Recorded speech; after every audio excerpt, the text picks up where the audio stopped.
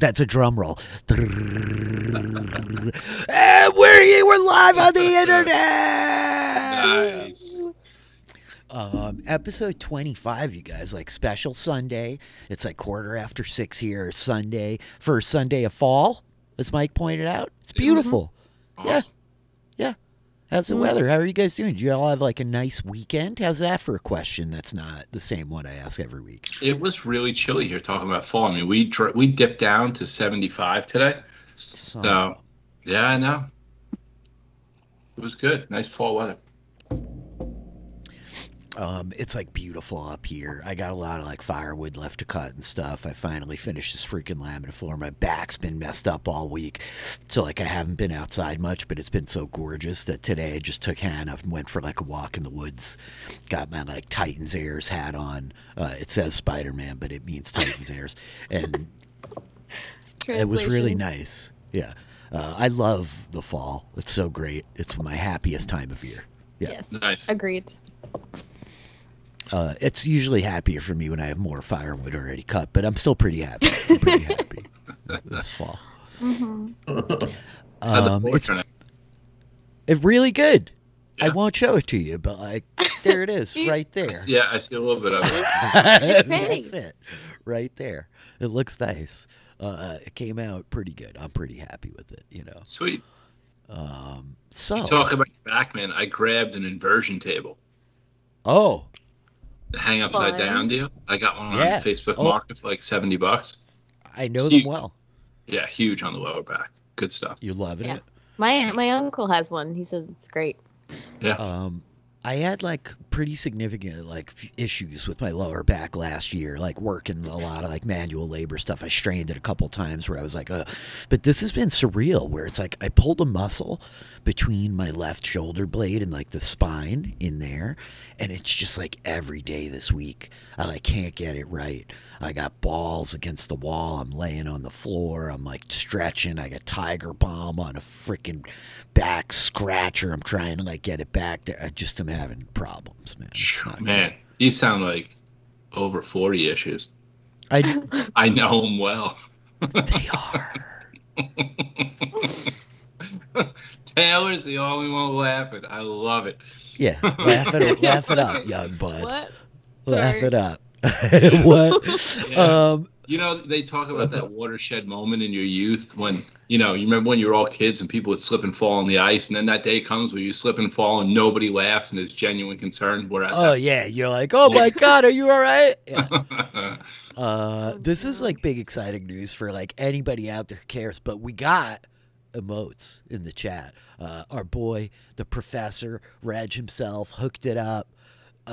We got like the 5 tier 1 sub emotes, the DM Philly face, the waffle, need waffle. Waffle is beloved. It's only like a small portion of a single player character here, but like waffle is taken twitch.tv/DM Philly by storm.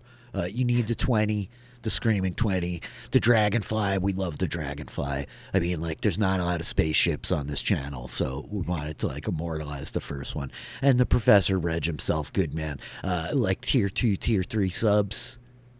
The Titans, Heirs, Crixus and Philly. Sorry, Angus and Ulrich. You guys just, the pixel, it didn't look as good.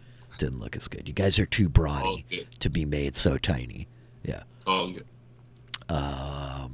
That's cool. I'm excited. That's fun stuff. We're moving up in the world. There she is. Feisty Eerie herself. I felt like I was like explaining to our friend Troy Taylor, like Eerie is kind of a meme because she's a wizard and she always like does horrible damage on her spells. And then she grabs her staff. She gets so mad. She charges it and hits shit and like wrecks shop, you know? Yeah. So I think that like there's space for Eerie to like fill that void. Yeah. Yeah. Mm-hmm.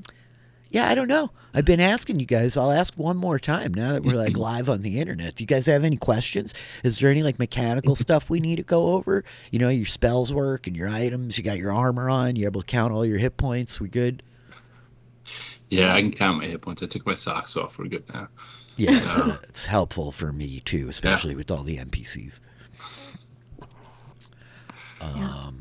That's okay. Nice. There's a lot of quiet responses. Yeah. Yeah, you know. Since he won't need them anymore, I probably would have taken the arrows from Lothar. Yeah. How many were there from did he have? I think that there were, like we said, 20 some that were left in his quiver that were able to get collected after the fall. Okay. Use all parts of the beast. You got to. Yes. Lothar would have wanted you guys to have them, surely. No question. Okay. Cool. Big sad. I'm sorry, I'm just typing things here. Bear with me. I'm slow. You're good. You guys, my mouse broke this week. The scroll wheel died. I'm having a whole episode. It's killing me. Like, I gosh. ordered a new one already, but like waiting for it this week is gonna make me nuts. Did you do the extended warranty again? No, I somehow got past the extended warranty on this one. Wow. I used to buy all like the Razer, like Naga Epics, the like wireless MMO mice that was like a 21 button wireless deal, but they broke on me like every 2 years. So like I'm an idiot. I like would get the extended warranty and like replace them, and I legit still have like 3 of them that probably, John, I could have you sit here with like a soldering gun and like some small tools and rebuild one that works. But I got a Corsair like 4 years ago, and it lived like just long enough to break after the warranty ran out. I'm like, son of a Nice. this planned obsolescence, man. Oh yeah, for sure. Yep. Okay, so I think without further ado, we should play the Dungeons and the Dragons. And so, I think that over the last 8 months of our real lives, the last 3 weeks or so in the world of Abrea, these 4 young people from the village of Erkengard, high in the Drakencaern Mountains, a towering mountain range that looms over the northern portions of the world, a place devoid of civilization and the comforts thereof. These 4 youths were forced to flee from danger into danger. An attack by the Imperial Army, the forces of the Sapphire Legion, ruined their village of Erkengard, drove them fleeing into the mountains with what bits of lore and magic could be handed down from the elders and their mentors. And their journey has taken them many places. They've met friends and allies. They've been hunted by the beasts of the mountains, by the Sapphire Legion, whom they stuck with a very painful thorn on their first encounter, that fateful day in the village of Erkengard. And so it is that they have retrieved lost and ancient magic in this place. They bear with them the rod of the ancient dwarven general Gural Khan, the maul of the Titans, a spellbook of the Metallurgist Guild handed down by their elder, and a sword that was brought here into Abrea in the dawn of the First Age, at the first arrival of men and dwarves and gnomes here in this world. And so after a loss of a friend whom they did not expect to find in these lonely peaks, they pressed on last week, being ambushed by another denizen of the mountains, a land shark, merely trying to hunt and take its fill. They found themselves at the mouth of a cave, a small flickering fire inside of it, and a yeti, one of the simpler beasts, but a creature nonetheless who could trace its line back, as all 4 of them themselves, to the ancient giants and the titans, the beings of stone who roamed this place 1,000 years ago. And after a meager communication with the simple beast, they offered him food. He offered a warning. And as they try to part en route to an ancient site called Titan's Hall, a site where they know The last remnants of the Sapphire Legion await them, with their friends and family, all those who survived that day months ago, captured. While en route to this place, they find themselves speaking with this Yeti, who said, "No, wait." And so I think the camera opens with the four of you standing on the slopes of this vast, lonely mountain, the stars twinkling in the sky, the light of a half-full moon, Arian casting her pink glow over the landscape. The flickering, dancing light of a fire from the cave behind illuminates this 10-foot-tall, shaggy, white-furred beast as it roars out to you in its simple tongue. And we see the four of you. Angus Brighthorn, Yuri Vandrin Silverspark, Crixus Copperstone, Hulric Snorbeard. What do you guys want to do? I think Eerie, who has been trying to speak to it simply. What? Why wait? And I think it kind of lumbers up out of like the mouth of the cave and like walks down towards the ridge where the kind of four of you are standing a little bit. And I think it crouches low, taking a sort of defensive position as it turns its head, gazing out past you, and it points. Look. And as you all like kind of follow the direction of its finger, I think you see in the distance, on slopes some miles from here, the tiny flickering dancing lights of campfires. And I think that this Yeti just says, which a lot of you are able to interpret from your thorough training with the language of a laggy to mean danger. We know. That's where we're going. Or we go, danger. And I think that you'd shown it the tooth of one of the teeth of the dragon that you just killed days prior, right? And it's sort of like, oh, so many sky soldiers hunting, killing. Young don't go. We must go.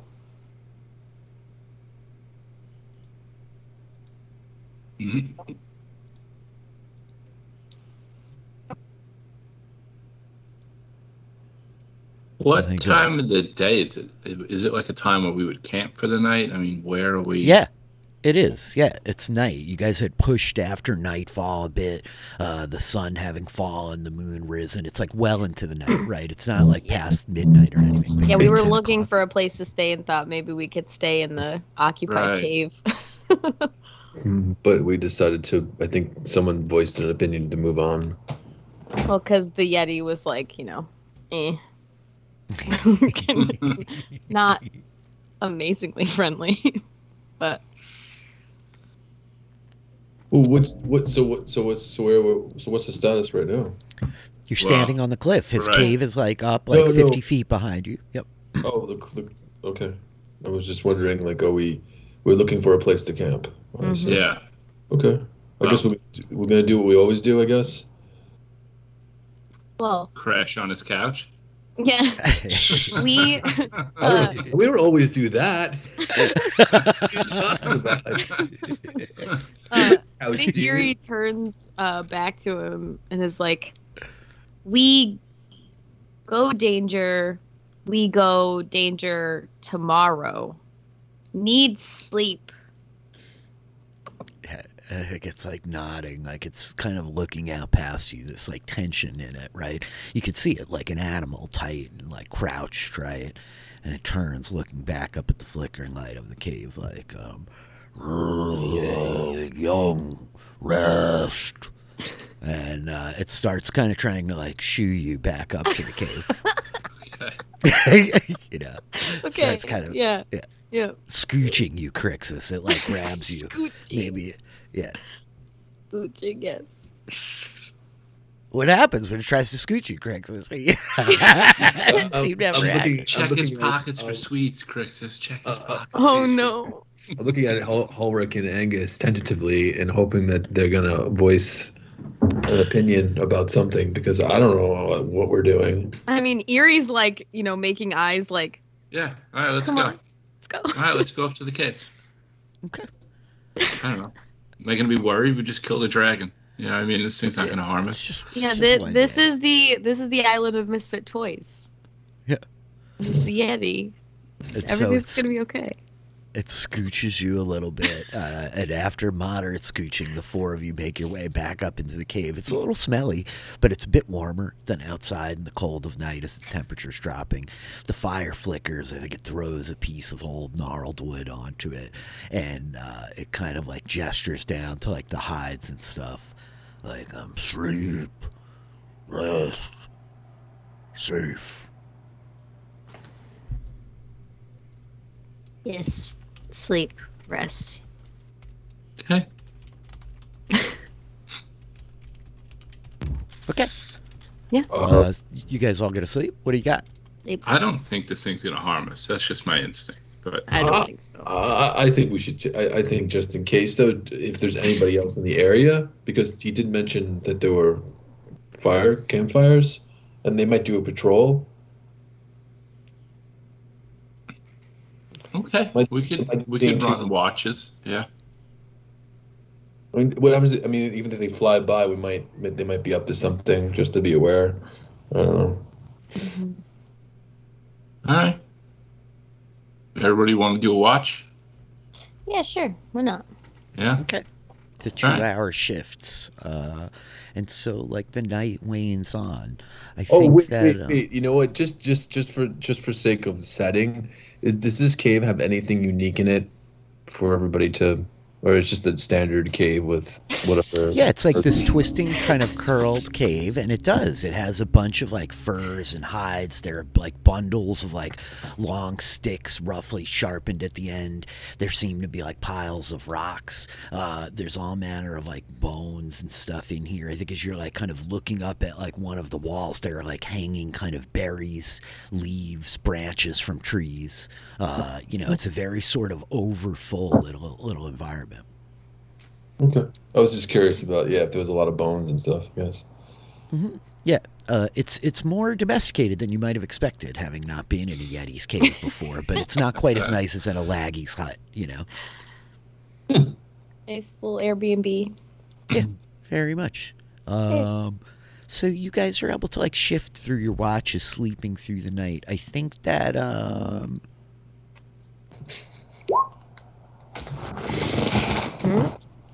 Okay.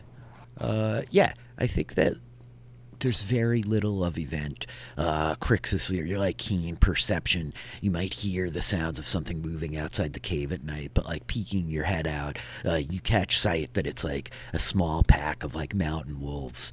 They're just making their way quick along the slope. No riders, no wargs, not part of the legion, just the beasts of the land. And so you guys are all able to sleep. You get all your hit points back. You're gonna get all your memorization spell slots, all your good stuff. Sweet. Awesome.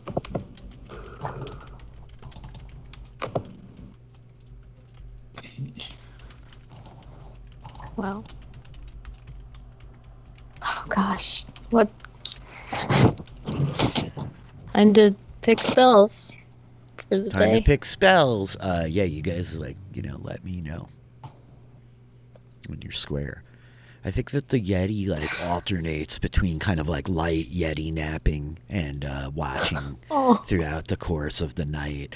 It does a lot of moving. It manages to be quiet. I think there are points for like each of you where you're watching guard and you see it like kind of go over and like tuck you up in the furs and hides and make sure you're warm. It's very mothering. It's a very nurturing Yeti, Crixus.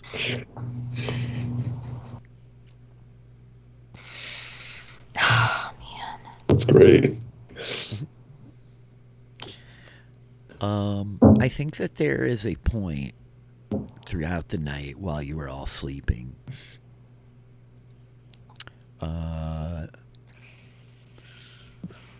Gosh, can I have each of you just roll 100-sided? Ooh. Sure. All of Yeah. us? Yeah, all four Each of of you. us. Each of us roll 100. That's each of you. All Yep. together Okay. now. 92, Crixus Copperstone. 5. On 100 side. 85, Crixus. You're up watching. You're kind of sitting like halfway in the cave, peering out of the mouth. You see the shadows of the wolves prowling in the pink moonlight. The rest of you, however, all sleep and slumber. As none of you are elves, you all sleep truly. And I think that as you are, there is like a moment in your dreams that night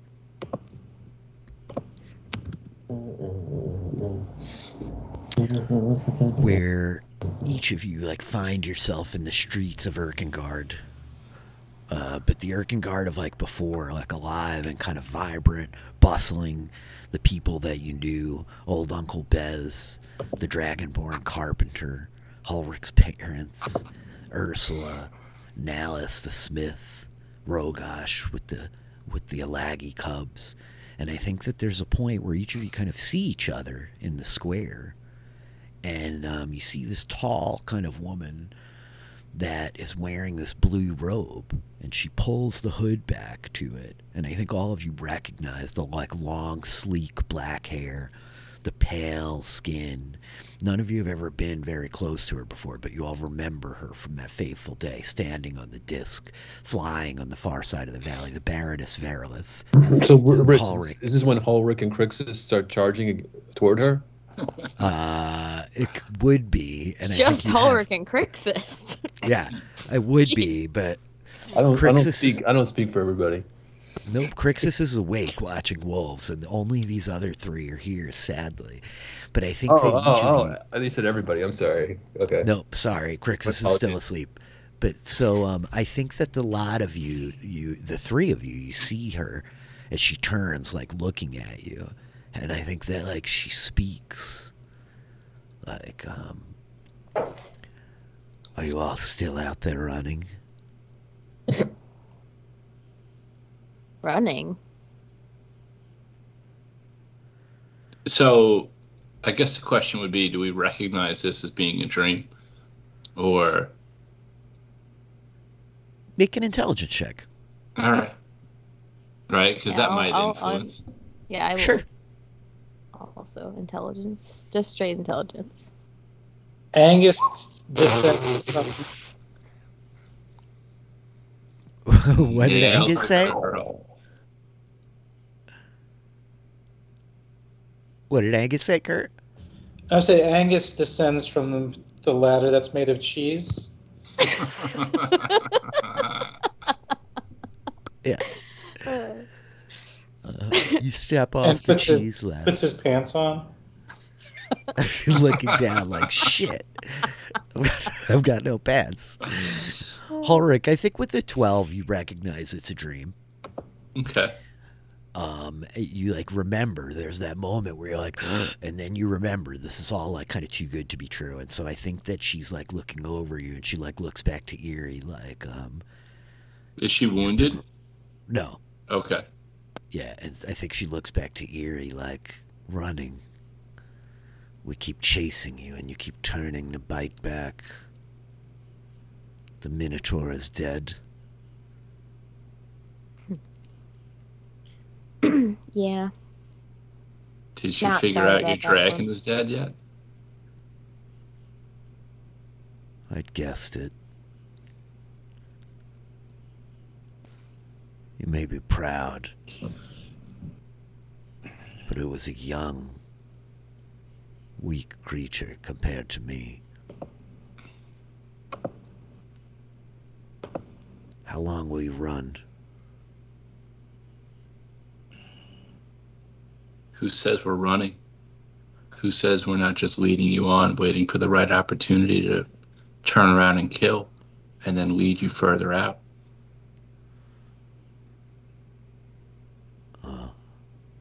That might be true.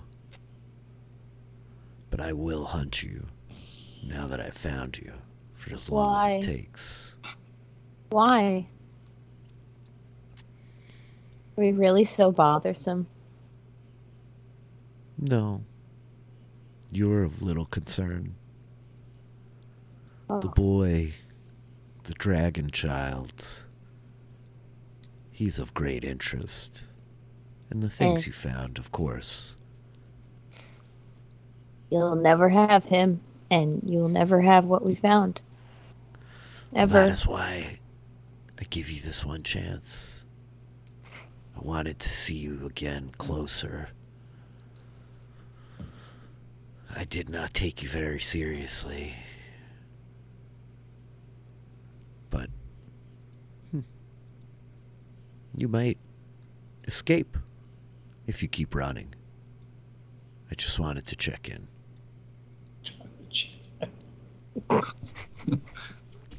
It's touching.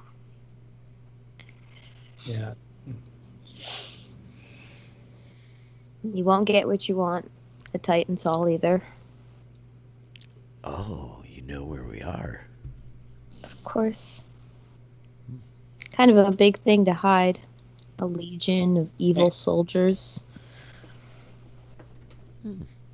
Angus turns around and just walks into the cave, choosing not to reveal any more information than we need to this potential fake, potential real person.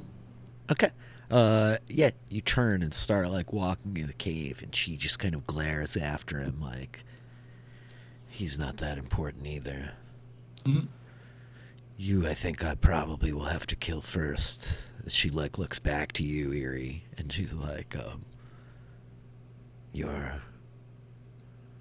ogre has given you the altogether wrong impressions of what the world out here is. It's a shame. You seem like a clever practitioner, but you'll never join us. No. She told me everything I needed to know. And you killed her. Did I? And I think that she then like looks to you like, Ulrich, like, you I just will kill for revenge. I laugh. Can I insight check that? Sure. I think Boy. she's just like, Oops. it has been a very long time since I have bled.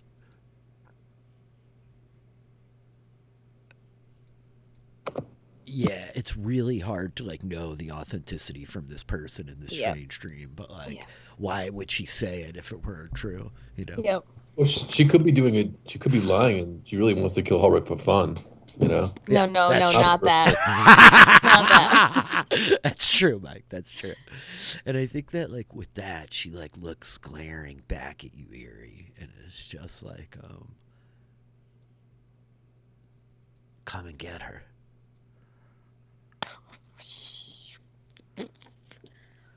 I'll keep her alive long enough for you to see her one more time.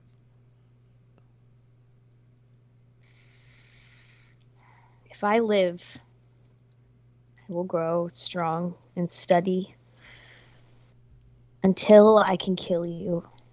If it doesn't happen. She just like laughs at you like, if you live, lots of books up here in the mountains for you to study, I'm sure. Yeah. And I think that, yeah, as she just kind of like stares looking at the pair of you, like, I'll turn around too. I'm ahead. going to turn around too. I'm just going to say, I'm going to hopefully give you your second opportunity to bleed again, even if it costs me my life. Someday. And I just turn around and walk away. Mm-hmm. Okay. And that leaves like you standing there, Eerie, looking. Eerie like starts to step closer. Like, you've heard of the metallurgists, I assume. You're very old, right?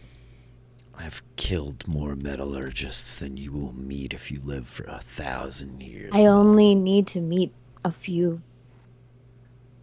And I will find them.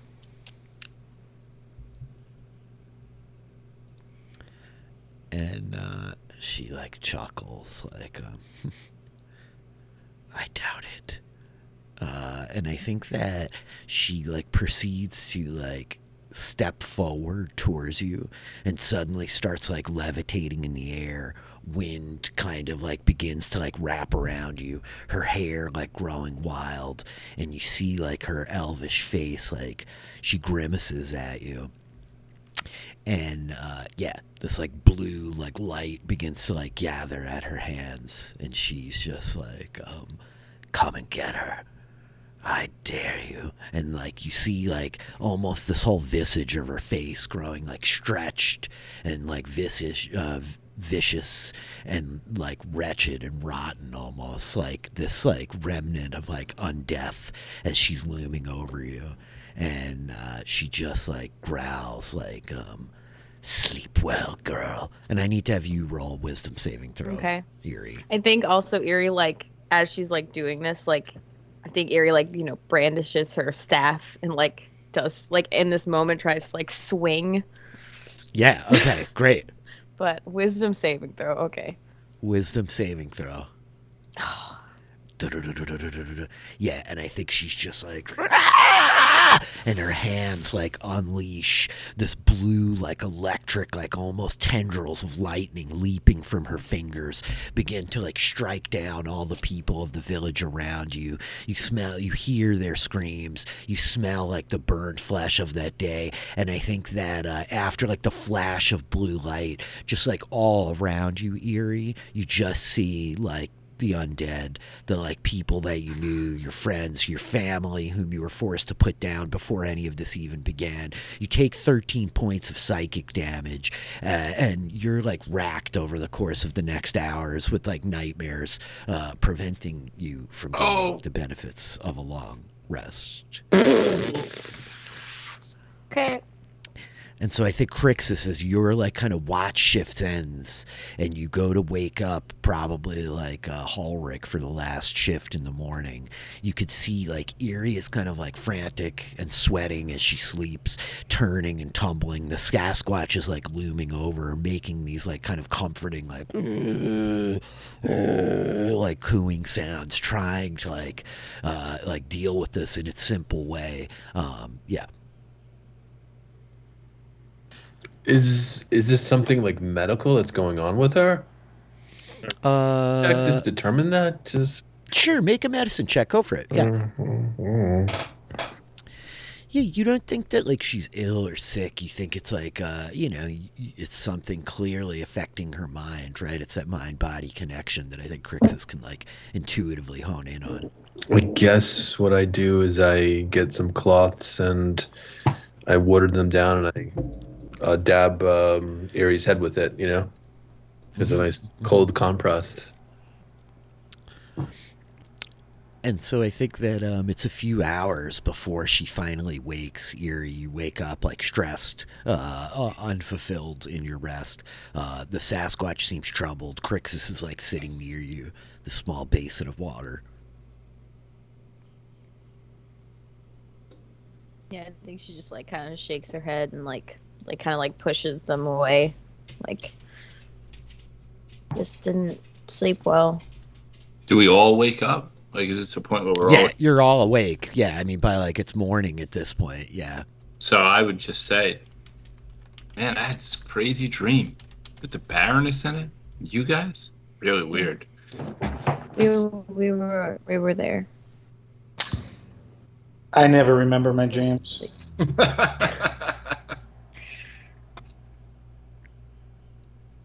Something about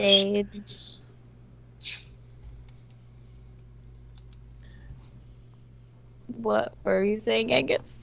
I don't remember. It's something about cheese, and like I had to recite this epic poem, but I hadn't studied it. I couldn't remember it, and so I had go on stage. I wasn't prepared. It was really.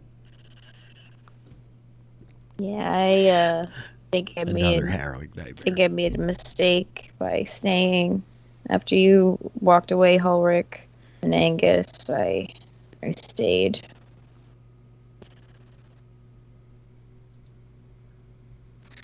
And I watched everything and everyone die again and come back.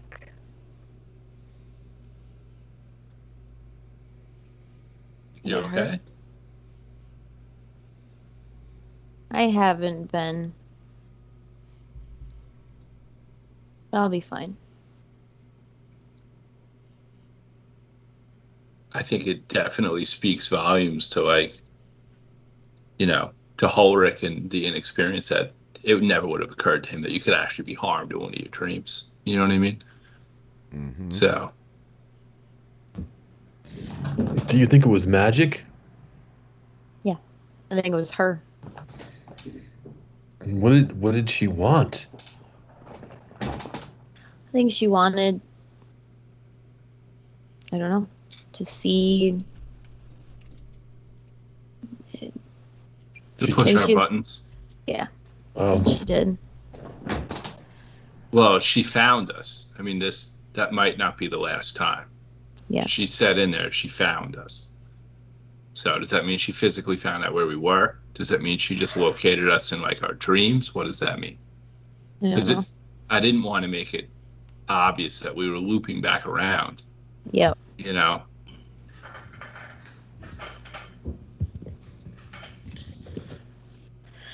Yeah, I guess let's hope. I don't know. She definitely, I think, is worried. Rich? Yeah. I have unfortunately a weird question, a question about rules to ask about you. Okay, number one, did I notice that Erie got injured or no? It was like all in the head. I can't see It's this. psychic damage. So I can't- It's okay. psychic damage. So I think with your medicine check, you realize like she's hurt, she's strained, like she's not at her best. But you realize it's not a physical injury, right? But Cure Light Wounds will ultimately heal that. Of course, yeah. Okay. All right. So. All right. So I'm gonna heal you for 7 hit points. Thank you.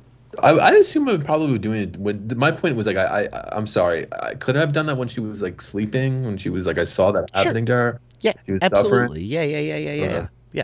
Yeah, absolutely. While you're like making the medicine check and you realize she's like dealing with this racking pain, the fever burning her up from inside, like you call down a small prayer to your father. Yeah, you heal her.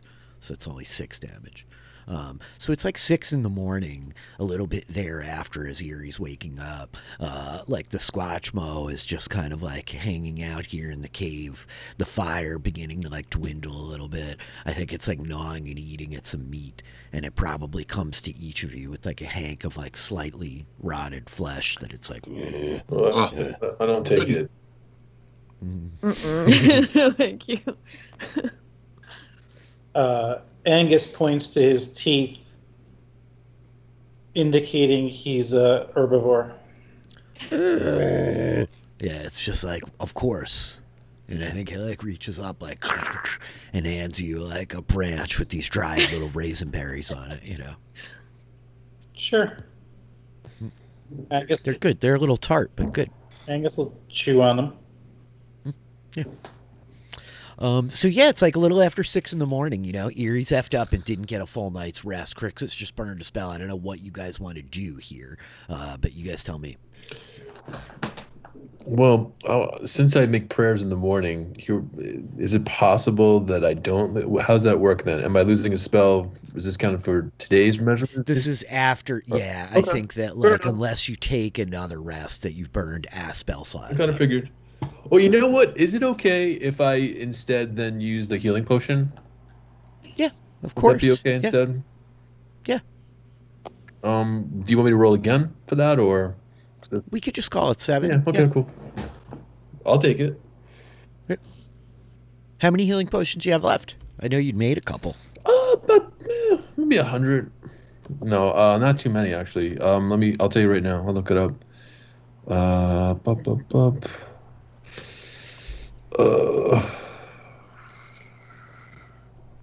Now I have two. I mean, now you have two. Now I have Okay, two. cool. You guys can do whatever you think here. You know, it's like 2 in the morning, or 6 in the morning rather. I'm sorry. Okay. Yeah. He said 2 healing potions, and I was like, yeah. So what do you guys want to do? Should we make our way? Yeah, why not? See what we're Yeah. dealing with here.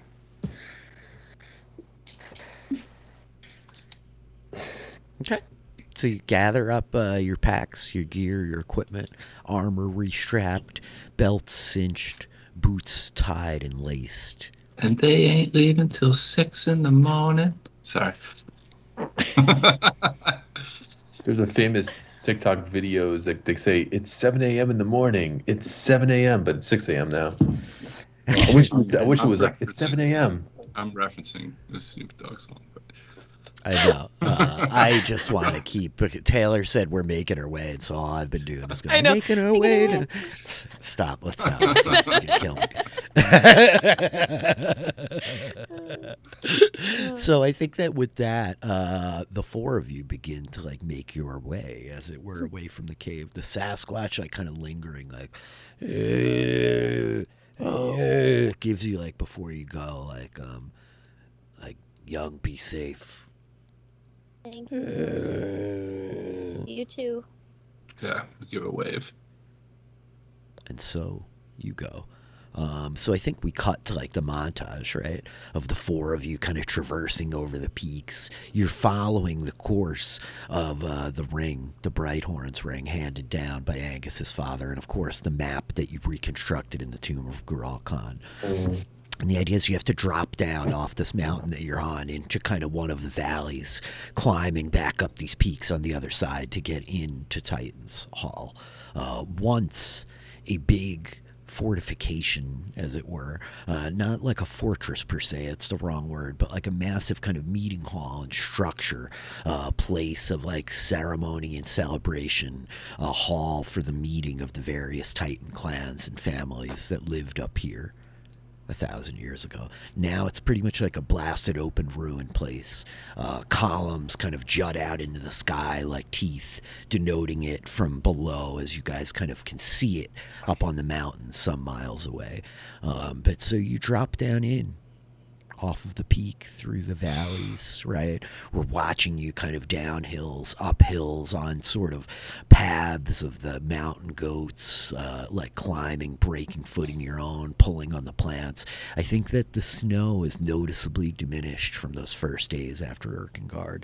Green beginning to like spring in some places, especially low between the peaks. Grass starting to grow, buds on plants, the beginnings of leaves starting to unfurl as spring has taken hold even up here in the Drakencairns. Is there anything to like note? Is there anything going on with you guys while you go? No, I mean, so this direction we're taking, how is it in reference to where we saw the fires last night? Like, should we be steering away from the fires? Just to like clarify, I think like you would have been able to put it together. Like the Sasquatch was pointing to the peaks where Titan's Hall is. Okay. Like you're literally close enough now that in the dark of night on a clear day you could see the like campfires burning there, right? It's probably like 25 miles or so, like as the crow flies, but between the down and up, you know. So, What do you got, Kurt? What were you going to say? John? I was just going to ask real quick if there's cover between, is it like wide open expanse? Does it seem like something we should be concerned about approaching from a distance? Is it wooded? You're definitely like breaking line of sight, right? Like you're on a peak kind of looking across the valley at the other peaks, and as soon as you guys start coming down, you're sort of down out of line of sight. Okay. Right? Like the problem for you all is that you won't be able to see that campsite again until you come up over the ridge behind it. Gotcha. Right? Okay. I say campsite, but I mean location, right? Yeah. Okay. So, yeah. the hours pass, right? A lot of you kind of like traveling, and I think that we like see the montage of it up, down, around, over boulders, climbing, and we come back in like the like kind of late-ish afternoon here as the group of you are ascending up, making your way up from the valley floor back into the peaks where Titan's Hall kind of lies on the other side. And I think that as you all are approaching, I think the scene like fades to black, the four of you vanishing away, and we open back up on a different site. 5 people this time, as it were. 2 goblins, a half-elven woman, a taller kind of like human, and their captain, the captain of this scouting patrol sent out by the Sapphire Legion to scour the territory, led by one Shauna Sharp. So I think that Captain Sharp, you're here with, I'm sorry, Kana Sharp, how dare I. I think that Captain Sharp, you're here with like the team, many of which you've been like working with since that day, like kind of weeks ago, where you were given a bit of a field promotion for the successful capture of the Alagi Druid. And so I think that you've got with you a number of these people, including the woman Kali, who had kind of been with you, Lixis, Voron, and Caden. Wojciech infamously killed. Oh no. Yeah, that's right. And so I think that Oh wait, I think no. that Kali, Wasn't it Caden? Caden was infamously killed. Of course, that's what I said. Oh, Yeah. Voron and Caden. Yeah. Yeah. We're both killed. We're both killed, yes. Yeah, that's what I thought. Did you say Kala? I don't think Kala can die. Anyway, Kala, sorry. How dare you? How dare you? Anything with that, we don't let. So I think that with Voron and Caden dead, Kali, Lixis, Igmi, and Wojciech have really rallied around you. You've been like really like made a name for yourself for Baroness Verileth, but especially since Melkine and the First Dragoon vanished, she's on edge. The group is like much smaller than it was when you all started. Most of the wyverns are dead. The dragon is MIA. They think that Melkane is gone. The wyverns don't want to fly at night. A great deal of the wargs are not spotted. There's a full patrol of goblins that have fucking deserted. They didn't even think they're killed. Like some of the groups, they're like, we think they might be killed, and they generally send you out to go find their corpses on the mountainside where these fucking village kids keep leaving dead people everywhere, picked clean. But like you couldn't even find the last patrol of goblins. And so I think you're stationed like high on this flat bluff. Stone steps carved into the ridges and the rises that lead to the peaks above Titan's Hall. And the Baroness Verileth has put you in command of your little patrol and sent you out to see if you can find these fucking pesky kids. Because if it weren't for them, she would have gotten away with it too. Yeah. Great. And I think that with that said, kind of sharp, we like open with you with the 4 of them, and I think Kali, the half-elven woman, kind of like leans in and is just like, I saw some movement down there in the pass. I think they might be approaching. What do you want to do here? Why don't you head down there, check it out. Report back. Don't let them see you. You've got it, Captain. And I think that with her bow in hand, she like slips away and begins carving her way down the footfalls. With that, Quick note: there's something about the idea of us hunting us that I just really I get a kick out. fucking love I it. can It's tell. so good. you seem very excited about what's happening So here. Awesome. good. I love it. Oh man. I'm gonna say to you, Titans heirs, as the 4 of you are approaching up this road, are you guys trying to be stealthy? Gosh, are we trying to be stealthy? Do we notice anything? Do we get a weird feeling? Like, Well, I want to know before anything. Like, are you like, what's the patrol? What's it like? As you guys are kind of like, How far are we from guesstimating where we saw the campfires? It'll be like the better part of like another day worth of travel. Like, you think by tonight you're going to be able to get halfway up the mountain and then need a good deal of like tomorrow to kind of crest the peak and drop down in. I would say that if we're running watches in a cave 25 miles away from campfires, then we'll probably somewhat have our guard up and are trying to be quiet. We may not be moving with stealth, but we're not, we tie down any gear that we had that might make noise and stuff like that. Yeah, trying not to, make like rock slides or anything. Also, what I wanted to do was, we've done this before, is to make sure our tracks are, because we're actually heading toward an encampment. I'm assuming there's going to be patrols around this encampment. So I want to hide my our tracks as well as look for people's tracks or creatures' tracks. Yep, you have absolutely done that in the past. That's great. So what I'm going to say to you is, let's have the four of you all make stealth checks just for the general like marching, right? And this is going to be a kind of like group check. And then I'll have like you, I'll have you, Crixus, make a separate stealth check to hide the trail. Okay. Goodness gracious. Oh boy. Oh, Rick! Hell yeah. Let's waste those 20s. Yeah. Don't need those in combat. They're overrated.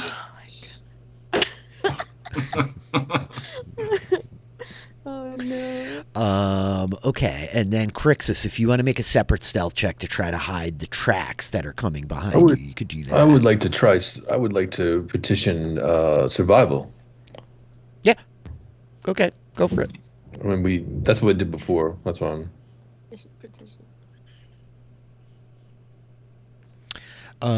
Got it. I think that you're like kind of sweeping away the tracks behind you, carrying like a big like branch with some evergreen boughs on it, like stepping lightly, moving at the back of the party, as it were, to like make sure this is all cleaned up.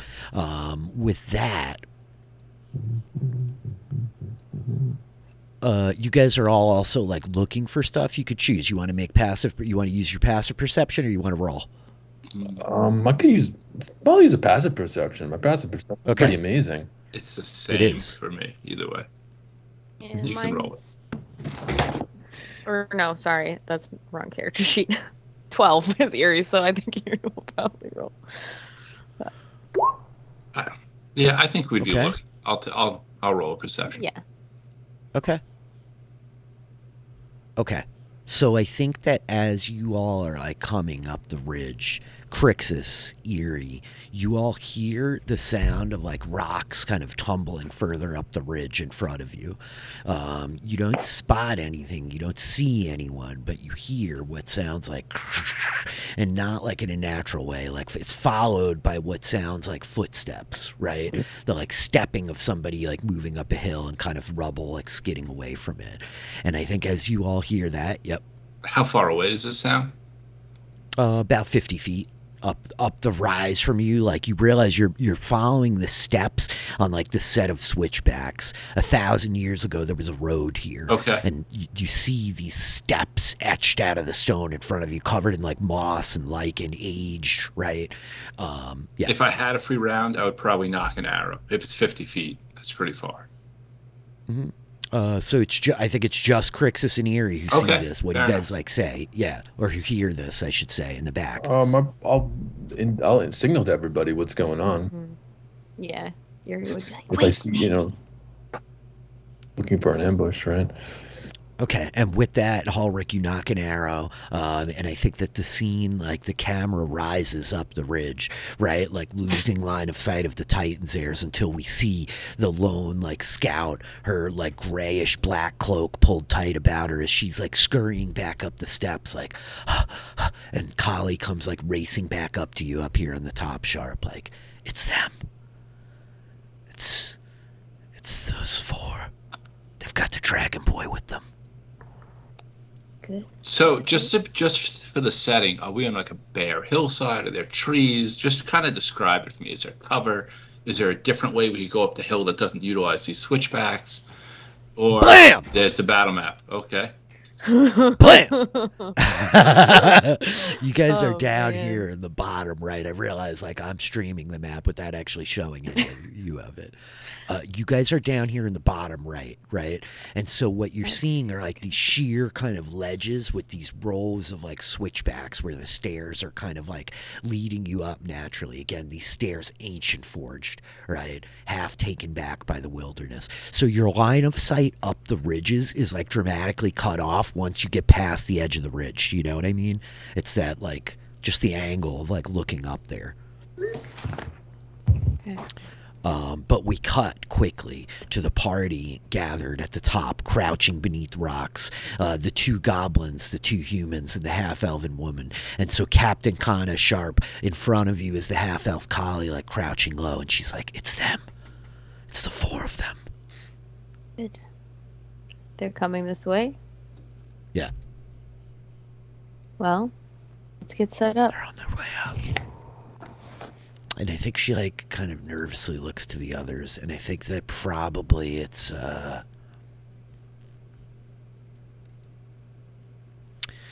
think that it's probably, gosh, sorry, one second. Oops. Here, let's get that out of here. It's Wojciech, the goblin. Of course. And he's just like, Captain. Keep your voice low. Captain, Yes. I think maybe these four, they kill Melkainen. So don't be stupid. Keep your head low. Stay quiet. We need the dragon boy. We can kill the rest.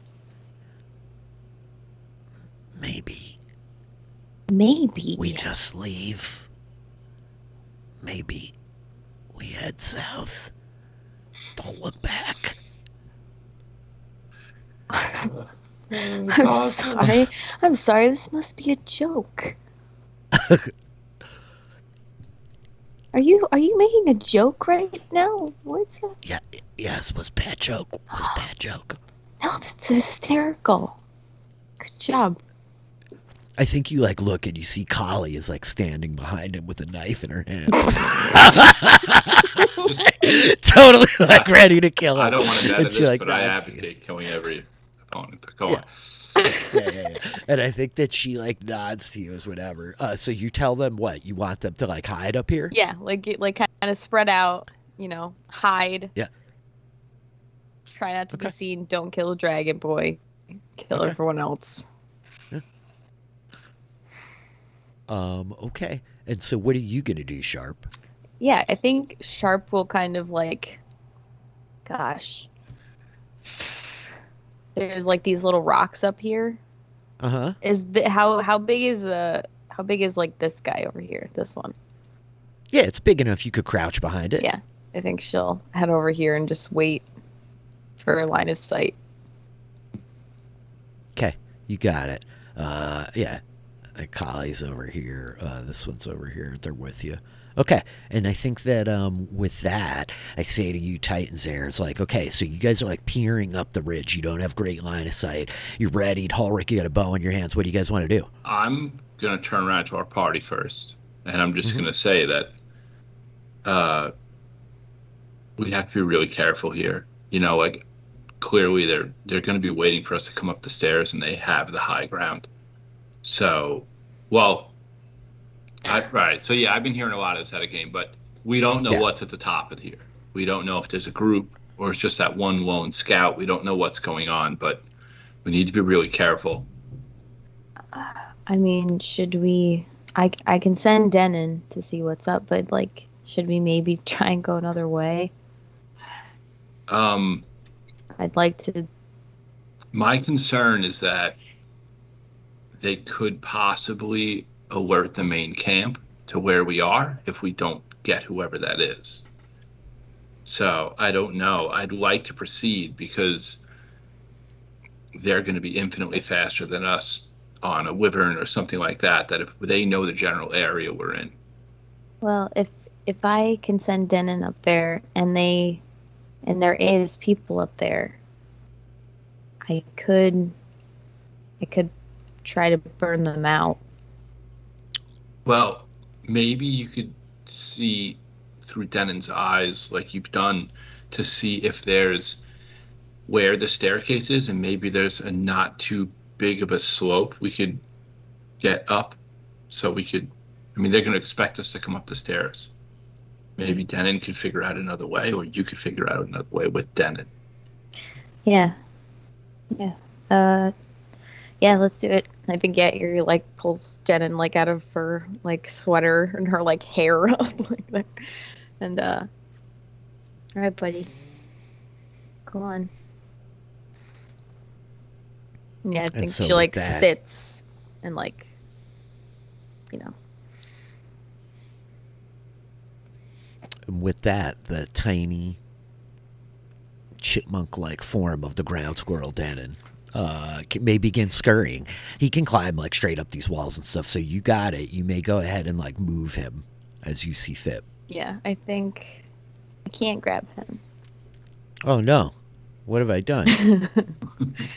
But How I did we think get this far without you having permissions for your own ground squirrel? he is trying to be stealthy as well, for sure. Okay. Go for it. Make a stealth check. That's Dex, right? Yeah, his poor little Dex. Do it, buddy. No, we cannot. No, we cannot. Well, you should have control now to move him, so you can put him where you like. So yeah, Erie tells him to be stealthy, and then he scrabbles up the sides of the wall. Wow. Yeah. That'd be really. I mean, come on. I mean, how many people are looking to? They're expecting, this force. Yeah. Just looking for a squirrel. Yeah. Yeah. And so I think he comes like scrabbling up. You can have him make a perception check. Okay. And then I need you to have Sharp roll a stealth check, where this is very complicated for you. I know please, it's not complicated at all. You're fine. I know. It's I know. not. I'm being hyperbolic. Wisdom, right? Perception, wisdom. Yep. Yeah. And I Okay. double that for smell. Yes, so 16, great. And then sharp stealth. Yeah. He does not see them. No. He does not even see the others yet as he's up here. He's like skittering around. Sharp, meanwhile, and Kali up on the ledge, like they see the tiny ground squirrel. I don't know what they think. I think Sharp probably like has her bow like ready and like looks at like Kali and like pulls it back like slowly, like just following Denon. But yeah, I think Denon just like heads like probably straight up this other wall and like comes face to face with Kali. And I hate to like, so I think that Eerie is like looking at this little guy, and as he comes up, I think that she proceeds to like pull the knife from her boot and just, let's see how this goes.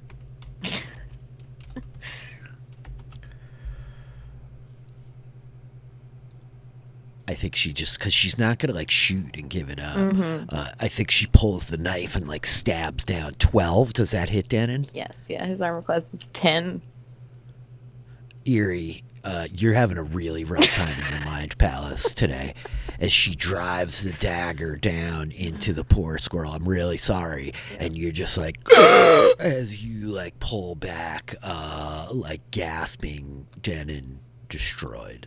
And I think at this point, Kali like turns, whipping her head to you, as the chipmunk is not dead and skewered at the end of her knife, but rather this like thin mist evaporates around it, and she's like, just mouths the words, magic. Yeah, I think like Sharp like nods, like Mm-hmm. there's a wizard. Of course, there's gonna be magic. But yeah, I think. Yeah, I don't know if that would like change anything. Well, Eerie now down there like is like awake and Yes. conscious. You guys all see Eerie. Like, Eerie would turn like what's the line of sight like from where we are to the top? Can we see the top one? you could just barely make out the edge. You know what I mean? I mean, imagine like standing at the edge of a building with like another tier back here. Like as you guys are Right. closer to this ledge, until you get up the stairs, you can't really see this edge very easily. Okay. All right. Oh. I'll wait for you to say. Yeah, I'm sorry. Well, no, I just can she see above it? To the Like, sky? Sure, yeah. Like, how far above the platform would you say that Yuri can make out? I mean, it's really tough. I think from down here, it'll be tough for you to get a fireball that kisses the ground. I think from the top of the stairs, you could easily pull it off. Okay. You know what I mean? What did you see? They killed him.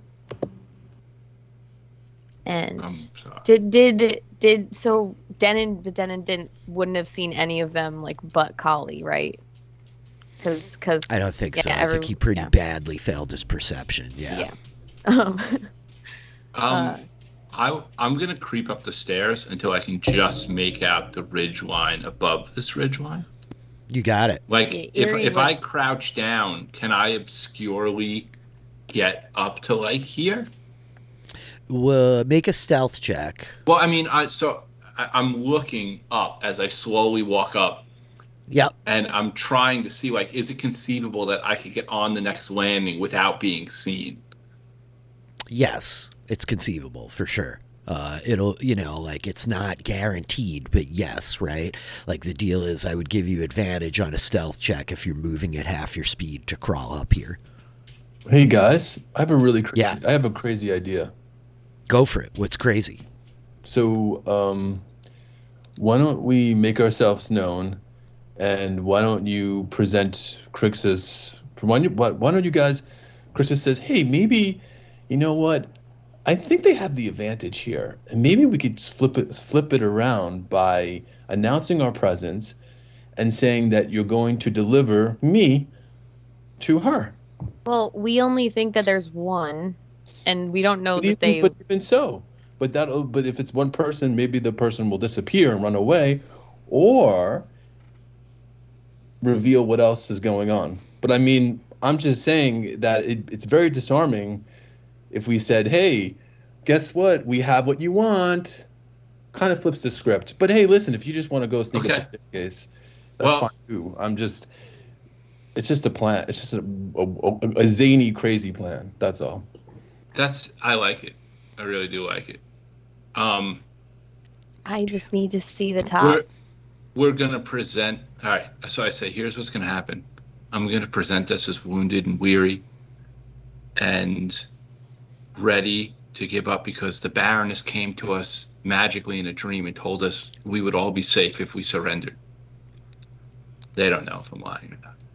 So I'm gonna put my bow away. Ulrich, I think that's really great, but I was wondering, who is better at persuading people? I think that they mean everybody loves. I think the camera like turns to take in Angus like quietly standing behind them like those berries were good.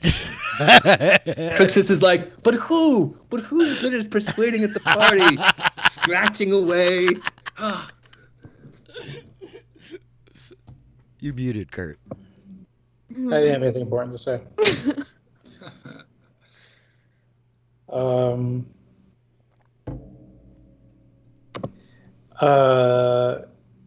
Is this persuading or is it like deceiving? It's deceiving, right? Yeah, totally. You're still good. Who's even better at deceiving?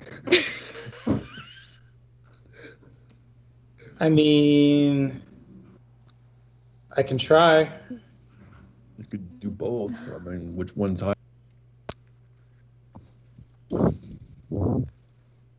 Okay. So what's happening here? You guys tell me. Yeah, someone tell me the plan. Wait, I have one more thing. I have one more request. Use your horn to get their attention. We love Crixus that. starts laughing. Also, just a quick placement question. If Erie comes kind of up this way. Can she see like over here? Yeah, you can't see all the way back, right? Like, again, you have this ledge, so you Right. can see, like, everything right at the top. Okay. Just about. You can't see the flat of the ground, but the further back you get, you lose the angle on it, right? Okay. As you come up the stairs, you're going to be able to see more and more and more of this landing. Yes. Hey, if Erie's on Crix's shoulders, does that help? No. If Crixus throws Erie in the air like a little child. Do not manhandle Erie. I swear to God. So what are we not doing? manhandle. Are we going to present us as giving up or not? I think that's well. If Angus is for it, I'm for it. If they don't shoot at us and I can see the top of that ledge, I will burn the shit out of them. I think Ulrich is. I think They Ulrich killed has Denon. a great lead, and I think that Angus could deliver the lines most effectively. All right. Well, let's do it. I mean, if we can close ground without being fired upon, my strength is definitely in hand-to-hand. So if you can, the closer we can get before we break out, Well, the that's better the it'll point. be for all of us. That's the point. It's like the old maneuver that we pulled in the Goblin Tower. Remember? Just like that. That was a great maneuver. So I did not like. All right, so I'm gonna put my bow away. It worked. I'm gonna put my bow away, and I'm gonna try to position the maul in a way that I could pull it off my back in one movement. You know what I mean? And I'm just gonna keep my shield on my arm, but lowered. So and I'll toss the shield if I have to pull the. Yep. How about you guys tie me up? But No, because I'm sold on the plan now. So are we All just right. gonna walk out? Yeah, I think that's the idea. You don't all have to, but that's what they're saying, yeah. Okay.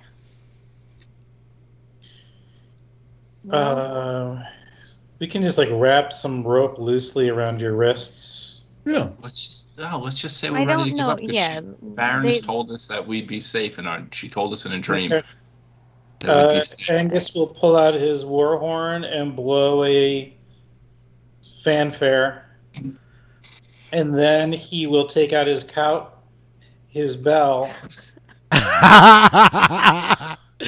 Dun, dun, dun, and dun, as we dun. proceed up the stairs, he's going to repeatedly be striking it so that it's apparent that we know that they know that we're coming.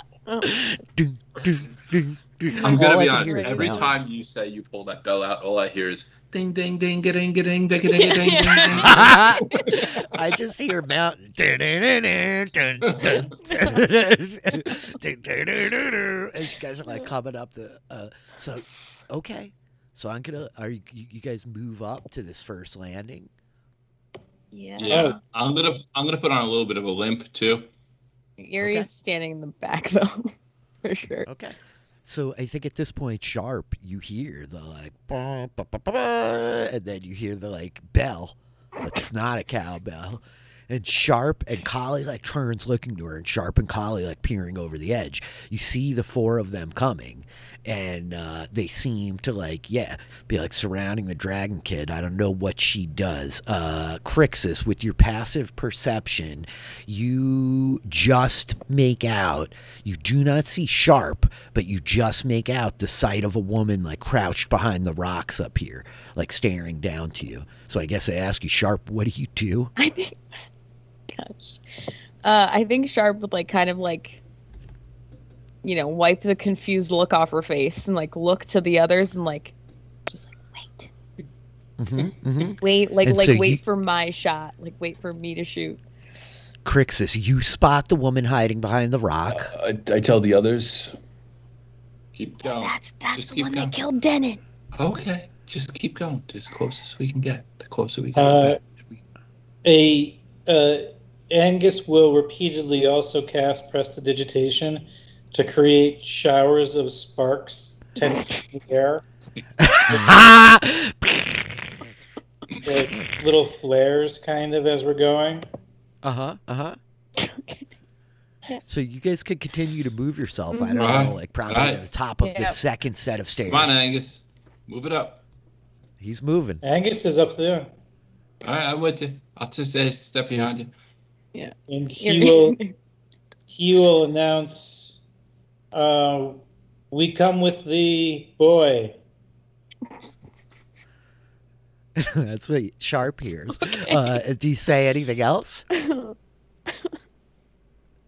Not unless someone tells me to say something else. We went over a whole story. Make a deception check. Well, let's be clear. I'm sorry, Kurt. You're right. This is perfectly in line with every other plan we've ever executed as friends. Yeah, it is. Indeed. It is. This is how we plan. I love you, Kurt. You're awesome. Young Make kids trying to. make a deception check. Oh my God. I got a limp on. Yeah, I'm gonna take Ulrich's limp as advantage on this check. That's because he's assisting me with our deception. Agreed. Yuri Yeah. is forming a pea-sized ball of fire behind her back. Deception with advantage. 18. Yeah, Sharp. I don't know if you want to roll an insight check. I mean, yeah, for I sure. think you have to. Which would be wisdom. Oh no. Okay. Yeah. All right. Great. So you see the Minotaur is like clearly making a big scene so that they're all noticed. Yeah. And he's like, "We come with the boy." Ulrich, like the dwarf, is limping. He looks angry and worn out. The like dragon boy, I don't know what to think. The gnome looks suspicious. Yeah. Looks suspicious. Yes. Okay. All right, we'll keep moving up. Well, I think that Sharp is like, gosh, what did Angus say? We have the boy, is that right? I We believe come I with the said boy? we come with the boy. Yeah. I'm going to have you guys freeze at the second set of stairs now. And so, yeah, Sharp, what is happening up here? I think she, gosh, enemy. Here comes Enemy. the boy. Yeah, yeah, really. Welcome. Here he is. Stop where you are. Not another step. Does Angus keep ringing the bell and sounding the horn? Because we can. If he is, I'm going to pretend I didn't hear, and I'm just going to go keep walking. Are you still playing the horn and sounding the bell? Are you still doing all that? He And only- press the digitation and- He only did the horn at the very beginning. He's been doing the bell continually, though. All right, then I just mutter, keep walking. I said Make a stop. deception I check. will shoot. They're still walking, Sharp. Is this Whoa. initiative? Come I on, think, Erie. Move I Erie stop. up. all I right, stop. I Oh, stop. Erie- Crooks Erie- stops. Erie is consistently staying behind Ulrich. Crooks like- stop. Uh-huh. He's like, don't Line of hurt sight, me. like, behind Ulrich. Can't we just get along? We just Crixus stops. Yeah. I yell Don't out. hurt me. The Baroness came to us in our dreams and said we'd all be safe. Don't you dare fire on us. And I keep walking. I think Sharp like comes out of stealth and like walks up to the edge here. What does Sharp look like? Okay, let's have you guys freeze right Yeah. where you are here, right at the bottom of these stairs. What do we see? What do the Heirs see as Sharp comes like walking up to the edge? So, yeah, you see, like That was an unfortunate time to lag out. thank Hold God, on I one thought second, me. Jim. That was me failing my perception check. blonde hair. You just lagged out hard, Taylor. One more time. Oh, sorry. No problem. Is it okay now? Yeah. It sounds like. I think you've stabilized. Until you start Okay. talking again, yeah. Yeah, Yeah. really. So I don't. Did we get? How far did we get? Blonde hair. We heard Nothing. blonde hair. Okay, so yeah, she's her long blonde hair braided, and her long bow is out and pointed at you guys with an arrow knocked. She has this leather armor with these purple accents, and I think probably now that she's like a captain, she has a little bit more like embellishments. Regalia, yeah. Yeah. But yeah, She just looks like pissed, like just not I friendly in any way. All right. Do I need to make any kind of check to see if she believes? Do you want me to make a deception check? Yeah, you're gonna try to be like, oh, I didn't hear you, and just keep No, plugging that's away. what I Or said was the Yeah. Barrenners Make came another- to us. Yeah. make another deception check. I think this is just a straight check. You can have sharp roll insight. Oh, that was close. Ulrich. Another Holy insight. shit. Huh? Oh god damn. Oh, critical one. Okay. Shh. What happens here? The dwarf like calls up to you that the Baron has sent them in a dream. They're in danger if they shoot. So I guess to be fair, to play devil's advocate, I guess everybody up there should get an insight check, right? Sure. Just because Sharp, it's clearly John, that's a GM's call. But hey, what's that? Well, I'm just saying, you know. I mean, Well, I to be mean, fair, maybe Hilks, right? this is what I call. This Nobody is what said the happens word when Hilks. this Hilks situation isn't- happens. Hilks is not here, thankfully. I'm gonna keep walking slowly since she's standing there. I said stop. But did you? I mean, you know, a 1? Oh yeah, she's definitely still said stop. She like thinks that like the Baron has visited you guys and said you'd be safe, but she's also bloodthirsty. Okay. Fair enough. Okay. So Fucking she's like pissed. standing here. They're like moving up along. Yeah. I think that you hear like a hiss from behind, like, "What are we doing, Captain?"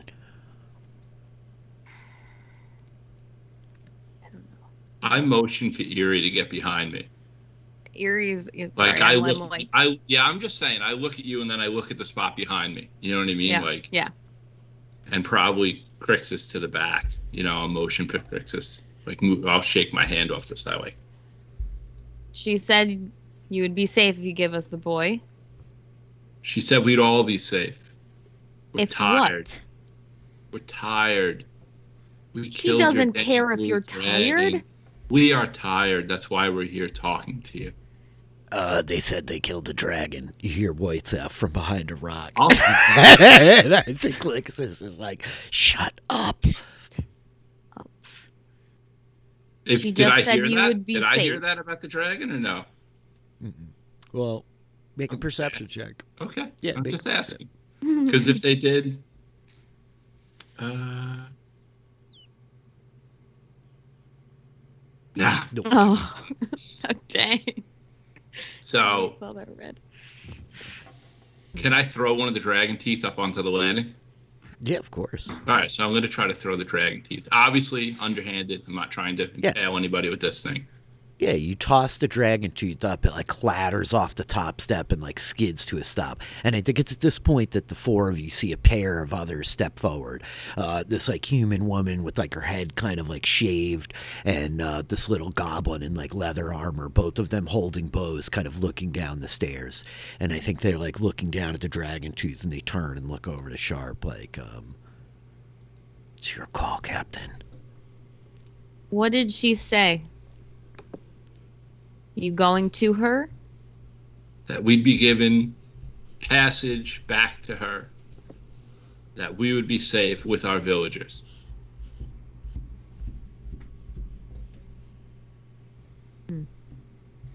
Well, we can escort you. Certainly. I think at this point Erie like kind of like pokes Ulrich and like looks like down at her hands where she has like her little fireball thing like The like little thing of sulfur Yeah. is like sitting there, Yeah. like screaming, So glowing when hot. so does she look like? Am I getting Erie's impression that she's ready to go at this Mhm. point? All Yeah. right. Yeah. So Ulrich just like reaches behind his back, and he's gonna touch the maul and go enlarge. Okay. I think that we're going to roll initiative right here. This is like a highly charged situation. I don't think anybody gets any actions outside of Okay. combat. I think I Damn got to jam you All up, right. but I think we got to roll right now. because everybody seems like very keyed up to what's Yeah. happening here. You know what I mean? So Okay, we're on this shit.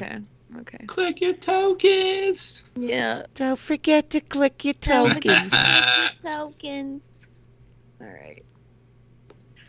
All right. Oh, that's 2 natural ones in a row for me. Get him For out of Sharp. Like it. So hope maybe Sharp will get my bad energy and Yuri will have some good energy this time. Hey, who knows? This is about to be fun. Let's see if Taylor can kill Taylor. Yeah. I love that you're sitting there petting a cat like a villain while we fight each other. Really? Yeah.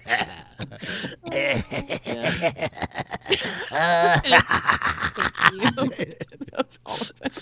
It's not. Yeah, no, that's great. Piggy. We expect you to die, Mr. Powers.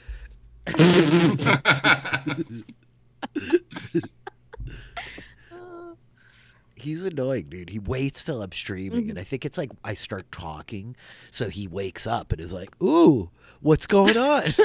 Like, I'll come be on the microphone, you know. He stops around the desk, like I can push the keyboard buttons too, you know. He's so annoying, man. Okay, I see Angus, I see Crixus, I see a bunch of people, I see Hulrick, I see everybody, I think. With that, my friends, 22, Hulrick. I went in Grab large. them all. Yep. You enlarge. Like doubling in size, a 10-foot tall, like 700-pound dwarf with the Maw of the Titans, which fits your hand perfectly now. That's your bonus action. You have action and movement? I know Yuri's going to do that fireball, so I'm trying to stay out of range. How far is it up to? Does my movement increase too? Nope. It feels like it should, right? But it doesn't. You're still taking little baby dwarf steps when you move. All right. He So just drags his That's feet. great. He shuffles. That's all right. That's great. 10. Can I get over to here? Can you? Sure, you could get in here. like, Well, in because I this want to forward get space down box. so that I'm not subject to this fireball. You know what I mean? Because I know it's coming and I want her to be able to get everybody. All right. That instead, I will use just my action to attempt to shield that on the other hand. And, like, I want to try to throw it like a frisbee and hit her with it. I don't know if it'd just be a D4 or whatever it would be, but Yeah, it'll be like an improvised weapon. You can go ahead and like roll with. I don't know if you have a dagger on there. It will be a D4. all Right? right. So that So probably I'm gonna makes sense. go. I'm gonna go up the stairs to block them from coming down to protect the people down Got here, it. Yep. and then I will try to hit Sharp with. This Got it. So holding like the Maw of the Titans like loose Yes. in one hand, your shield like, and you heave it at Sharp. Go for it. Let me see. I'm just gonna use the owlbear skinning knife. Is that no? That's not right. I don't Yep. have a dagger on here. All right. Same difference. Yeah, that knife will be the same difference. 20. No. Go ahead. Roll 2d4. That damage is correct. You could click that damage. Well, then I also get an extra D4 for being enlarged, right? Yeah, correct. That'll be 2d4 because natural 20. Holy shit. That's 12 plus 2d4. Sharp should have shot first. Yeah. Well, she would have if she didn't roll natural 1. That's 19 points of damage on my French Yeah. kind of Sharp here. Boom! The shield like pops off of her Hulrick. That's your movement. That's your action. That's your bonus action, right? I'm staying right here. Yep, I'm trying to block the stairs so they can't come down. Okay, got it. This guy, like, behind cover mostly, he, like, ducks around. This, I think, is Lixus. He's going to shoot at you, Hulrick. I still have a set to whisper. I can turn that off. 10 and 7. I think that, like, one arrow goes, like, wide over your head. The second deflects off the, like, blue dragon scaled armor. Angus, you are up on 16. Angus runs to the top of the stairs. Mm-hmm. And he says to Ulrich, wait, I thought we were turning Crixus over to these guys.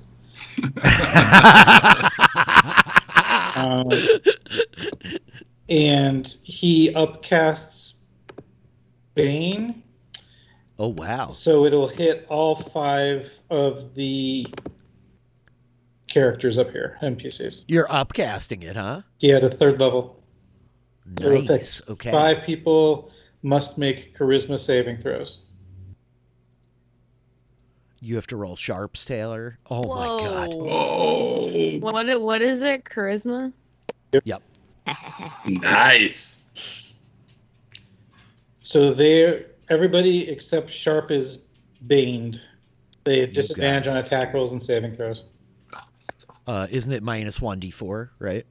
Oh crap, you're right. Yeah. Sorry. Same difference. No problem. Uh, Angus, that's your movement action. It's not my movement. I'm going to move a couple steps back.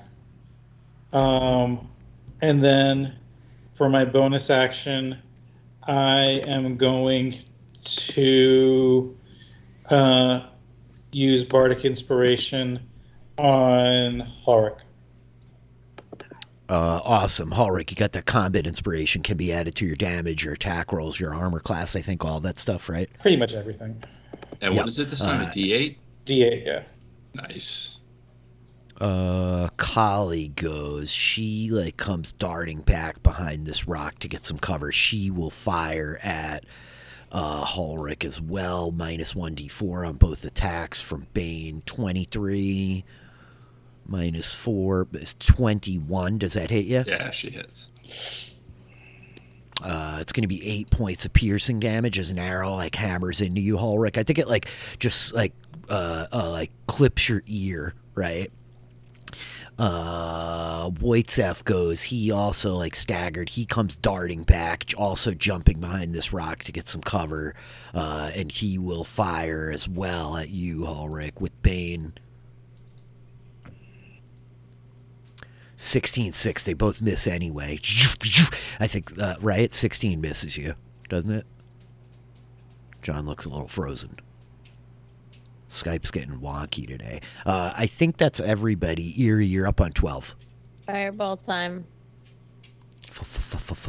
Fireball. Can I get them all? I don't know. What's the dimensions? It's 20 radius. I think it's a square. Here, I'll pop A radius is the halfway point. The diameter is the total. Yes. So 40 foot. 40 foot. Which means you can get them all. Yeah. Okay, great. And that is what I'm going to do. Okay. Go ahead and Okay. roll a dex saving throw against your own spell. I'll Taylor. take that versus, what was it last time? 30 dex. Oh, she's good at that, isn't she? Yeah, she's really good at that. Not enough it was last time. Holy shit. So she makes her save half damage. I don't know if she has absorb elements or anything half damage even further. That's a good call. Nope, she does not. Yeah. Okay. Half damage. Boom! This fireball erupts. The patrol are staggered. Yeah, everybody in 14, very bad right? shape. Yep. Half damage. Yeah. Okay. Great. Amazing. Eerie, you hurl the fireball up to the top of the hill. It explodes. Most of them kind of ducking behind the rock as they can, but to no avail. Kali is not badly obliterated, but the rest of them are badly burned. That's your action. You have movement and a bonus action. Yeah, I think she will. Can she get up against this cliff? Yeah. And kind of try and get out of sight. Yep, she comes racing up to the cliff and ducks in up against the rock. That's Eerie. Crixus, you're up on 12. I'm going to cast Erupting Earth on the 4 that have that are by the rock formations. Hey, quick question. Yeah. Did we subtract the D4 from the saving throws for the fireball? Yeah, you didn't need to. Wouldn't matter. Yep, the only Okay. one who made it would still make it. Okay, just checking. Sorry, I glitched out there. My internet went out. No problem. Crixus, the only catch is you're gonna have to like run up here to get line of sight. I think you can come back down afterwards, but I think you gotta like dart to the top of the stairs to be able to see them, right? Really? Okay. Fun. That's Yeah. fine. Yep, the ones in the back are like a little bit out of your line of sight. But so you come darting to the top of the stairs, erupting earth,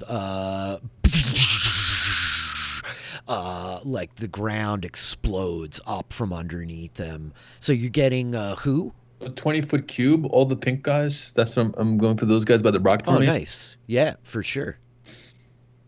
Yep, you could definitely get all 4 of them, just the ones in the edge. Unfortunate. Okay. Oh, yeah, bad shape.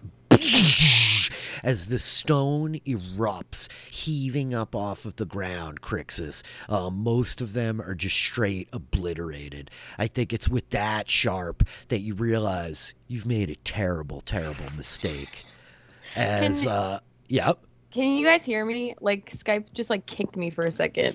Yeah, Skype's Yeah, very we got you. weird Yeah, on us. all right, I still all right. I don't just wanna see check. John. I don't know if you can reset your camera, John. I could Yeah, hear John. man. John was You on for a guys. second. Oh, Am I on now or no? No. I hear you. I just don't see your camera. All right, hold on. I'm going to log off. I'm going to jump off Skype a second. Kali is able to like hold it together. Lixus is completely obliterated. Wojciech is destroyed. And Oh. Igmi, what's your spell DC? 14. Igmi manages to. Oh no, Igmi also is destroyed. Sharp. Yeah, you proceed to like turn as like a fireball explodes around you, and then a second later you see the dragon boy race to the top of the stairs. His hand like flashes out, and the earth itself like explodes, just eviscerating 3 of your 4 patrol members. They were annoying, shitty little goblins, but they were your shitty little goblins, and they are dead.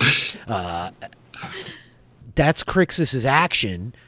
Your movement, you dart back down to the hill. Bonus action, anything else? No, I jump in the bushes. You got it. Sharp, you're All up. right. Yeah, she's gonna aim for Ulrich with her first arrow. Bonus action, Hunter's Mark. Excellent. Way to Hunter's Mark, Ulrich. Yeah. Yep. Oh, what is Oh, that? she should have actually rolled Bane on that. Oh. No, on me? I didn't get Bane's. No, I know you didn't. I meant Oh, Kali okay, on her saving throw, which meant she failed. And you hear her from behind, like, Captain! And she, like, staggers out from around the edge of the rock and dies. Okay. So Kali's dead, huh? Yeah, Sharp's alone. This all the lead up to this, like, got pretty Fuck. one-sided. Yeah, all right. So I think, yeah, no, she still will take that. No. Shit.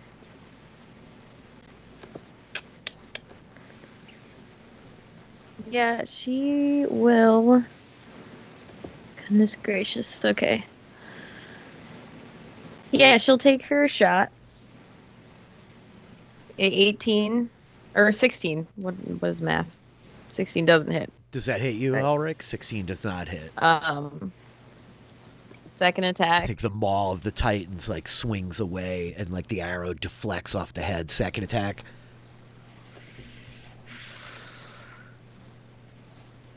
Okay. 18 or 19? 19? Does that hit It Ulrich? does, just hits. Oh, thank goodness. Gosh, Actually, no, at least 7. one. Does it hit? It does? Okay. Yeah. All right, yeah, so. So your damage plus your Hunter's Mark 9. plus Colossus Slayer. or No, whatever, if you have I get a anything. second attack. I get another attack because of Hordebreaker. Oh, But it nice. hits, it's for, Angus. So that's 14 points of damage, Ulrich, as this woman like shoots you, and then Hordebreaker. 18. 18, Angus. 18's a hit. 10. That's your action. That's your bonus action, Sharp. You have movement. She is booking it. She's running. Yeah, I don't know which way her like camp is or whatever, but she's like gonna just run in that direction. Back up this hill, Yeah. right? You guys came down off like the ridge, so it's like kind of back this way. Yeah, she's running back. You maintain concentration on this spell, but they're all dead. Sharp, yeah, they sure are. Sharp fires these 2 arrows into the pair of you and runs. Ulrich, you're up on 22. I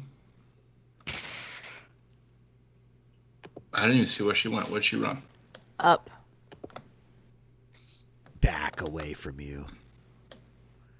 And I think that this whole space that Mike just created is actually now difficult terrain. Is that right from the erupting earth, Mike? Yes. Okay. All right. I am going to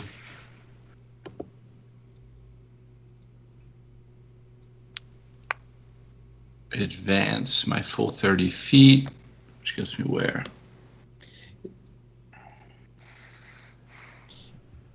Rich, is this like a mesa with no other way down, or is she fleeing toward like some actual exit route? She's running uphill. Yeah, there's like, I want you to imagine more paths like these leading uphill off the back of the map, right? So she's looking to run up the mountain. All right. You muted, Mike. Can I pull the hand axe off my belt and throw it at her? Yeah. All right. All right. You're like racing along the Maul of the Titan, like clutched loosely in this one hand, and the hand axe like woof, slips off your belt as you hurl it. 26. Plus a D4. Plus D8 for damage. She's down. What's the D8 for the inspiration? Oh. You don't even need it. She only had 11 hit points, so. 17. The axe cartwheels out of your hands as this woman ignominiously runs from you, and the axe catches her solidly in the back. She like cartwheels to the ground, her bow skidding out of her hand, where she lays like on the stone, and the axe reappears in your hand, Ulrich. I'm gonna try to bandage her. Wow. Because she was clearly the leader, and she needs to be questioned about the strategic layout of the forces of Titan Hall. That's right. That's right. That's right. So with that, we are out of initiative. The lot of you are all able to act freely. You see Ulrich like darting over this woman trying to bandage her. Let's take a 5-minute break right here. What do you guys say? Let's take a pause. We're at 8 o'clock. Okay, let's do it. We will be back in 5 minutes. Anybody out there hanging out in the chat, we will be right back, okay? I'll be right back. Okay. See everybody.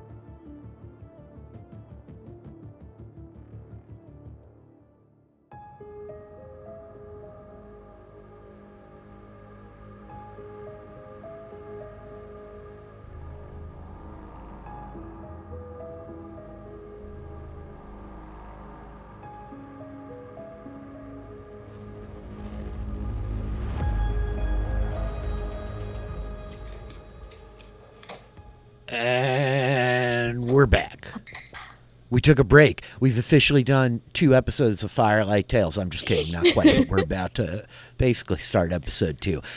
So we open back up as Ulrich is like looming over the body of this human woman, like the axe having cleaved into her back. She's bleeding out.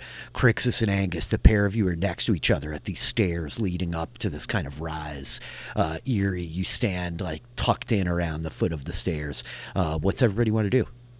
Bandage. Try to save this human woman from dying. Okay, you could go ahead and make a medicine check to stabilize her.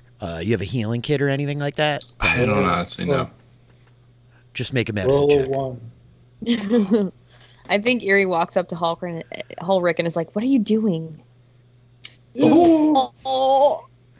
Poorly bandaging her. Apparently, I just killed her. Yeah. Sharp, could you roll a death saving throw? Sure. I turn to Eerie and I say, "She's." Oh, that's 1. She's going to have information about the layout of the enemy at Titan's Hall. It's really important we get to talk to her. Why would she tell us? She's going to die anyway. I mean, at least try to talk to her. Angus and Crixus, you guys are at the top of the stairs. You see this. Eerie darts past you. Like, what are you doing?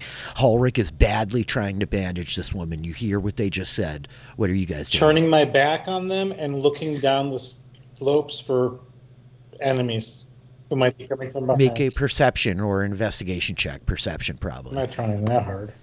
Crixus, what about you? You're not. Me too. Got it. We cut back. Ulrich and Eerie, you're standing over this woman's body. What do you guys do? Unfortunately, my siblings are arguing with each other. Until they make a decision, I can't make a decision. Eerie, maybe you'd be better at this than me. Do you want to give it? Do you want to take a stab at this? I can try. Oh, stab? Ulrich. Angus turns his held over his shoulder. As Eerie, you're going to try to stabilize her, make a medicine check. I will assist, or maybe I shouldn't assist. She might come do better without me. Medicine check with advantage. As Ulrich like is like Come propping her on. up. Eerie's like shaking her head, like manage. mumbling, like, "Why am I doing this?" Like, Ulrich's holding this woman in his arms as she's like rolled over in his back, and you manage to like kind of staunch the bleeding up in her shoulder. Eerie like wrapping the bandages tight around her waist and shoulder. Can't help but like reflect that you learned how to do this at home with your family that these people killed. Yeah, Sharp is stabilized. I think after Eerie bandages like Sharp up and like she's like lying on the ground, she like puts her staff like against her neck and is just like waiting, like looking at Ulrich. Well, it wasn't magic, right? I don't think they just come to. Oh no, No, but she's Eerie unconscious, is, like, prepared. laying Like there, she's zeroed just out. like Yeah. waiting there. I'm gonna looking bind her. for Ulrich. Okay. You take out a length of rope and start to tie her hands. Ulrich, or rather Crixus and Angus, you guys are still like hanging out back here. You don't see anything prowling up behind you or approaching in any way. Eerie and Ulrich seem to have like dealt with this survivor apparently that you have here. I don't know what you guys want. Can I look for their tracks to see if I can find them? Yeah, make a survival check. And what my intentions is I'm looking to see if I can find if they had a campsite nearby. You got it. Angus, meanwhile, what are you up to? 20! 26. It doesn't mean anything. Hit for 6, but it's awesome to say it. Angus is surveying the land and being willfully ignorant to the fact that he can heal this woman. He does not want to.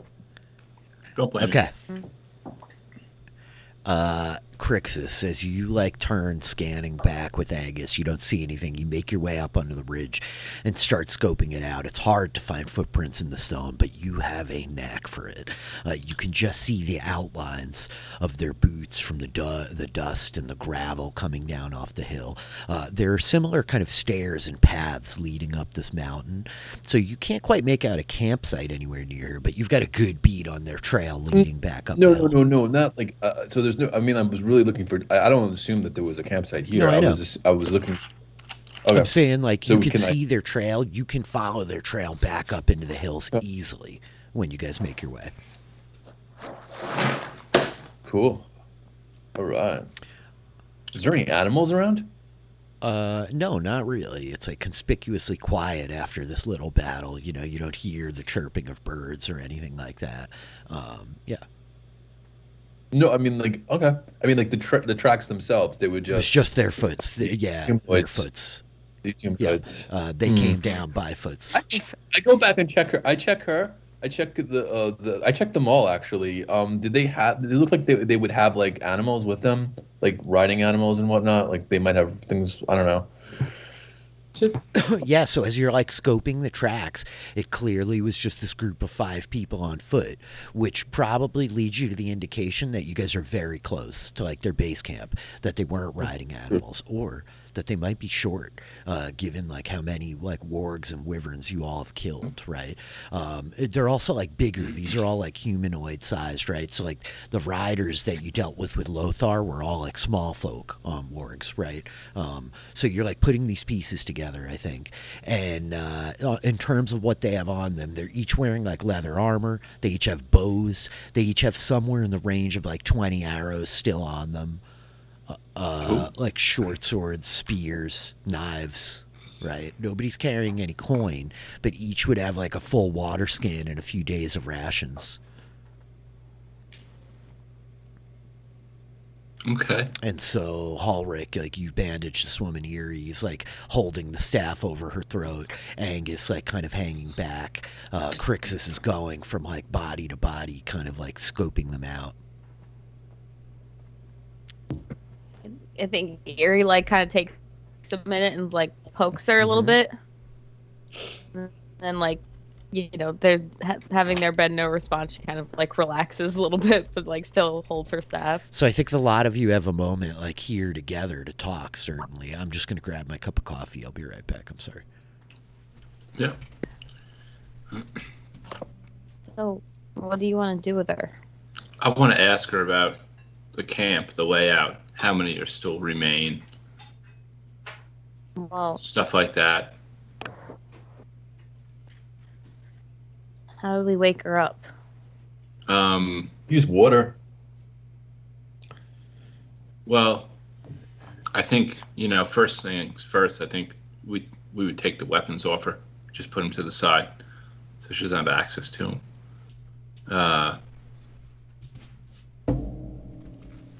Yeah. I don't know. She's stable at 0, right? Yep. Yeah, so it would take her time to Yeah, wake it'll up. be like an hour for her to like get her wits about her here and kind of come to. If you guys want to like hang out at short rest, that's an option.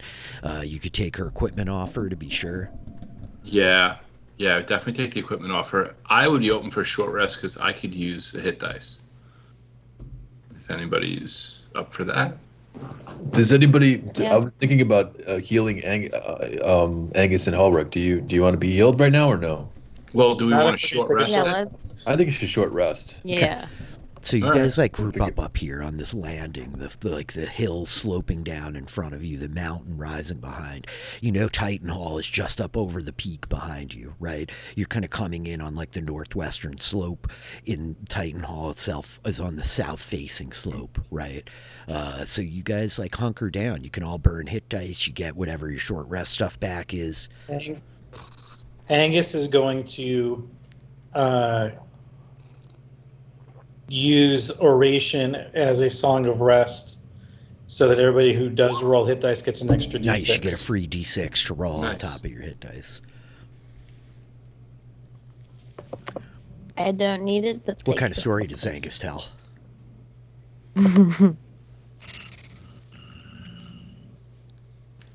A really engage anyone.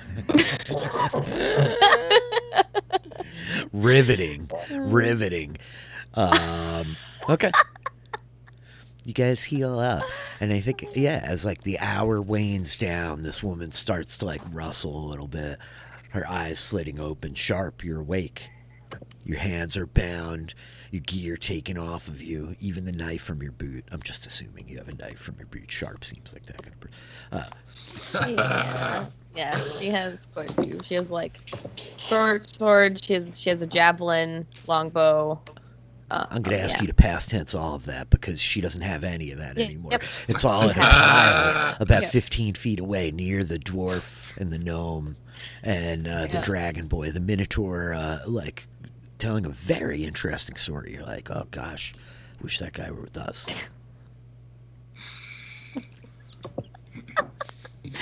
Yeah, I think she kind of like just like opens her eyes and like doesn't say anything and just like kind of looks at Ulrich.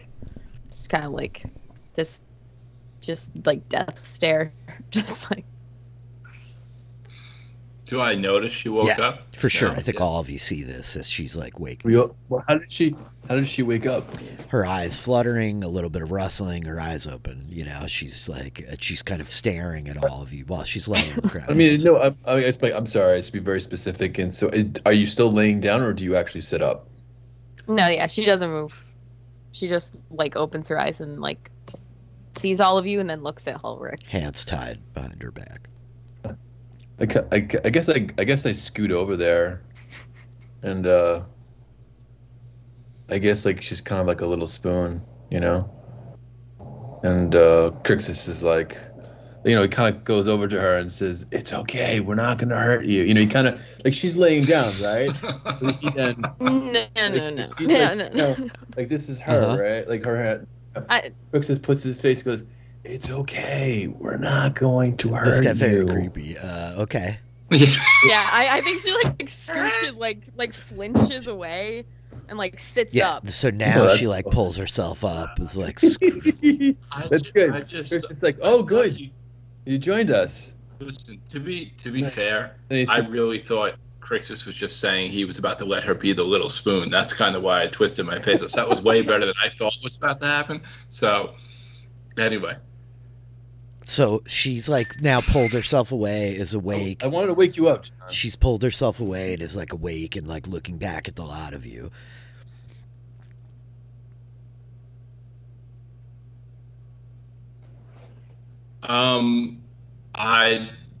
For the cruel irony, I would offer her water from her own water skin. I think she like spits, like at the ground at your feet. Ooh. Okay. I miss Lothar right now. Yeah, Sharp is not. Mike knows. I just want my little peanut gallery comments of Lothar in the back. I think we should kill her. I could do it. I know her. We don't need her anymore. So what do you guys? She's like spits, you know. Ulrich is like holding out the water skin. She kind of spits. Crix is sitting on the ground, not that far away. Angus like off. Yep. I think after like Sharp does this, Eerie will like step up and like brandish her staff again and like put it in her face. It's like, watch it.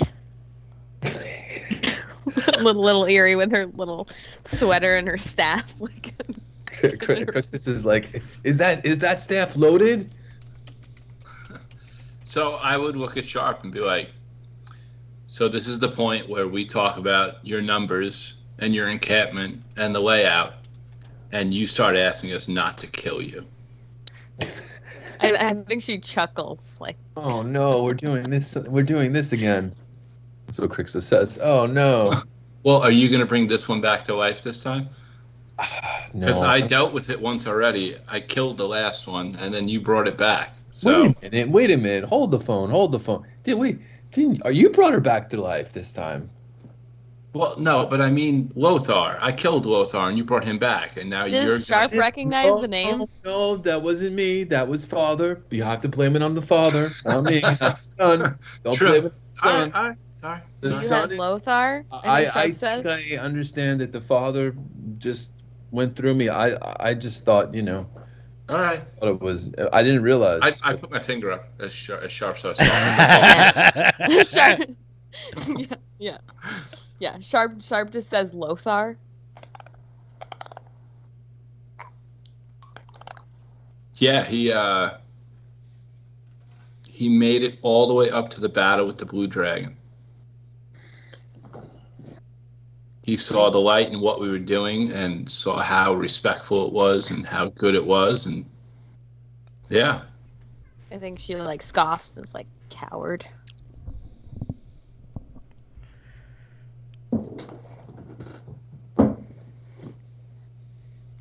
Okay. So, would you like to tell us about your encampment or anything to do with that?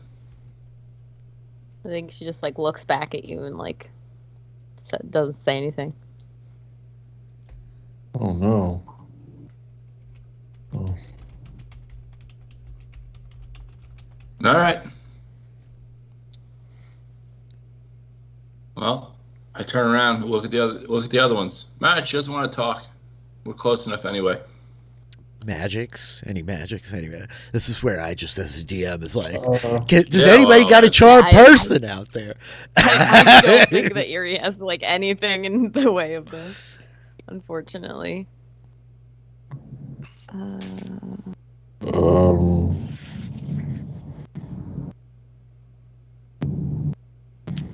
Yeah.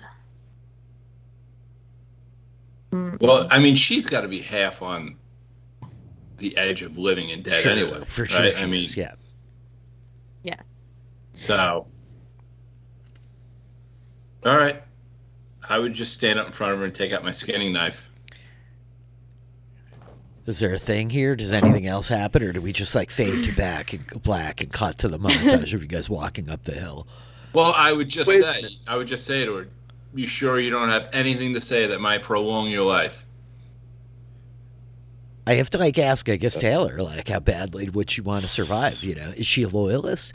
Like, is there that like devotion to like, no, like my life is like Virago's, my life is the Empire's, or is she just like, no, I need to stay alive here? Like, I'm just curious what's going on in her head. I guess. I know. I'm trying it's to. Fine, no pressure. Yeah. Is it possible? This is strange because I can't really persuade or deceive a PC, I think right? you can in this instance. Like, I mean, I think we were using like deception, but that's up to like Taylor to say, probably. Yeah, definitely. Like Sharp, like has been like in a situation where she's like lost her entire party like before, and was the only survivor. So, but I think that like in noting that she knows that like the numbers have been dwindling, like, you know, yeah, I think, and she was a soldier, like she is like loyal. Yeah. So what does Crixus say right here then? What is Crixus saying? I guess the first thing I was going to say would be, if you value your life at all, to either help your legion or to help yourself, don't you want to live?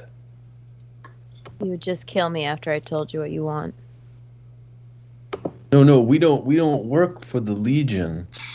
I think that's why you want the Dragon Boy, which is me. I don't know if do you know Ruldo? Ruldo the wit? What's the Ruldo the Ruldo the mirthful. The mirthful, yes. That's it. Thank you, Father. Thank you so much. Thank you for reminding me. Yes. It's only been like 3 months. Yes. But I should have wrote this down. So I say, have you heard of Ruldo? I show her my shields as well. I say, I am. This is my father. You don't know. You don't know symbols. I see. Yeah, no, she looks like slightly confused, but still like trying to be like as stone faced as possible. Oh, why do you think they want me? The Baroness wants you. I do what she look at Ulrich. wants. She might be a drone. I scratched my head. She might be a drone. There might be no hope. I don't know what to say. Well, I guess like my role is I said, I think that we've done a lot of things that would lead you to trust us. Even I look at him funny at that one. Well, I mean, you bandaged her. You didn't. I mean, we didn't tie her up or hog tie her, right? We treated her somewhat humanely. Because you want answers to questions that I don't want to answer. We're not torturing you. No, you're just threatening my life. All right, but we saved it, so. You could try to make a persuasion check if you think it's fit here. Like, if I think it would like make sense, you know. Yeah.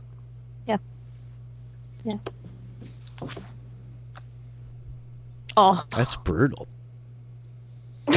Well, This was I not. think it was rather role played I do out, too. So. Yeah, I think the role playing is more important. I just was trying to make sure you felt like you had the option, you know. All right, so Crixus shrugs his shoulders and just looks at Angus and says, I don't know what you want to do. I don't know what you want to do, Ulrich. Well, we'll go in blind like we did And before. why does Eerie and her look so similar? Very confusing. not even a little bit. Not even a little. What does Angus say here as like Crixus addresses you? Angus isn't there. Angus is down level, so Yeah. So it should be clear from Angus's like lack of presence. Angus has zero interest or desire to interrogate, and this has come up before. So he's removing himself from the situation. Yeah, Ulrich just likes this idea of possibly having information and prolonging our lives. That's all. I'm not saying you should be up here. No, yeah, I'm not saying it shouldn't be done. I'm just saying Angus just isn't doing it. Okay, fair enough. So, all right. Yeah, so. All right, if this is the choice you want to make, nobody's asking you to go over the hill and fight with us. Nobody's asking you to make yourself, a target. You could easily have been knocked out here, and you could wake up hours from now.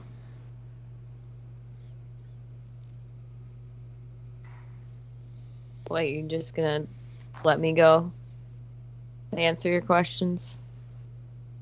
No, I'm going to beat you unconscious again first. I want to be perfectly clear about that. And he's serious. He's dead serious. No, I'm not going to give you a water skin and tell you to be on your way and be a good little girl. I'm going to beat you until you lose consciousness. Well, then kill me now, and the Baroness will kill you when you reach the camp. You asked an honest question, and I gave you an honest answer. I didn't say I was going to kill you. I will die out here. So, all right. So I'm going to walk behind her, and I'm just going to say, it's a shame. A more intelligent, loyal person would have fed us misinformation. And I slit her throat. Oh! Yep. And I think as we see him like lean down, the owl bear skinning knife like coming around in front, like we cut away, the scene like fades to black, right? And I think that like we open back up with like again like the montage. It's like the silhouette of the four of you like walking up the mountain. I think that the camera opens on like the owl bear bone skinning knife that Ulrich made himself from the owl bears you all killed together last fall, and the camera like pulls back wide to the four of you heading up this mountainside, right? So it's now like kind of early in the evening. I should say late in the evening, early in the night. Like the sun is beginning to set, right? And you're a couple of hours yet from Titan Hall, which is going to be up over the rise. You can expect that like there would be potentially more patrols nearby. I don't know if anybody like wants the long rest or what you guys are trying to do, but you guys talk to me about your plan. Or are you talking about a plan like with each other? I don't know. Well, I guess that would be it. If nightfall is coming, are we really going to get to rest again? Because...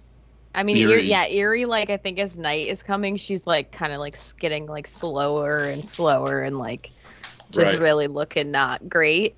But Can we find a place to hold up where we could set up the dome? And Surely, Crixus is like, is there another yeah, cave? Crixus has been like masterfully like following the trail back up, and there's a couple of clever spots where like Sharp's patrol was not on the main road, and he's able to kind of take you off and bring you around. And I think in the midst of that, you're able to find, like over the course of hours, one or two spots where there would have been like small little base camps. You find a tiny cairn of rocks with ash in it from like a fire from 2 days ago, right? Like Sharp and her patrol have been kind of moving around this mountain for like days, along with maybe others like it. But it's like a small kind of set out of the way, like tucked in behind some rocks on a ledge, such that like a fire isn't going to scream to everybody. A fire is risky, but you could find a spot certainly to put the globe up. Yeah. cool. All right. Yeah. Yeah, if we can find a hidden spot, we Okay. will. Yeah, Yuri would like, tiredly begin like doing her ritual. With her staff back in her hands, much more effectively able to like kind of draw out the runes on the dusty stone and walk the circle, raising the dome. All of you are like quite comforted to have it like shield you yet again without the strange eerie blood light that like swallowed you all up last time. Yes. And so with Vandrin's dome of protection like tightly kind of like swallowing the four of you up for the night, you guys can take another long rest. You could change your spell memorizations. I don't know if there's a plan or a discussion here. Yeah. It's like Yeah. 7 in the evening as you guys are kind of hunkering down, right? Well, I would say that try to get a vantage point where we can see over the hill, Mhm. right? Someplace hidden. Mhm. Yeah. Yeah, we should at least see the layout. That way we know where to go in. So we need to get into the hall, and we need to get whatever is in there. The hall, to be clear, is like an open space outside where once it had like kind of big columns with a roof. Imagine like an open kind of Roman style plaza. Yeah, so Yeah, I it's totally like envision so something it's like the different. temple of Athena, Yeah, right? sure. Or whatever But it like is. with Yeah. the roof blown Mhm. off, right? So it's like a Yes. big open kind of cliff that looks out over the mountains itself. It's not like Drakencaern's tomb.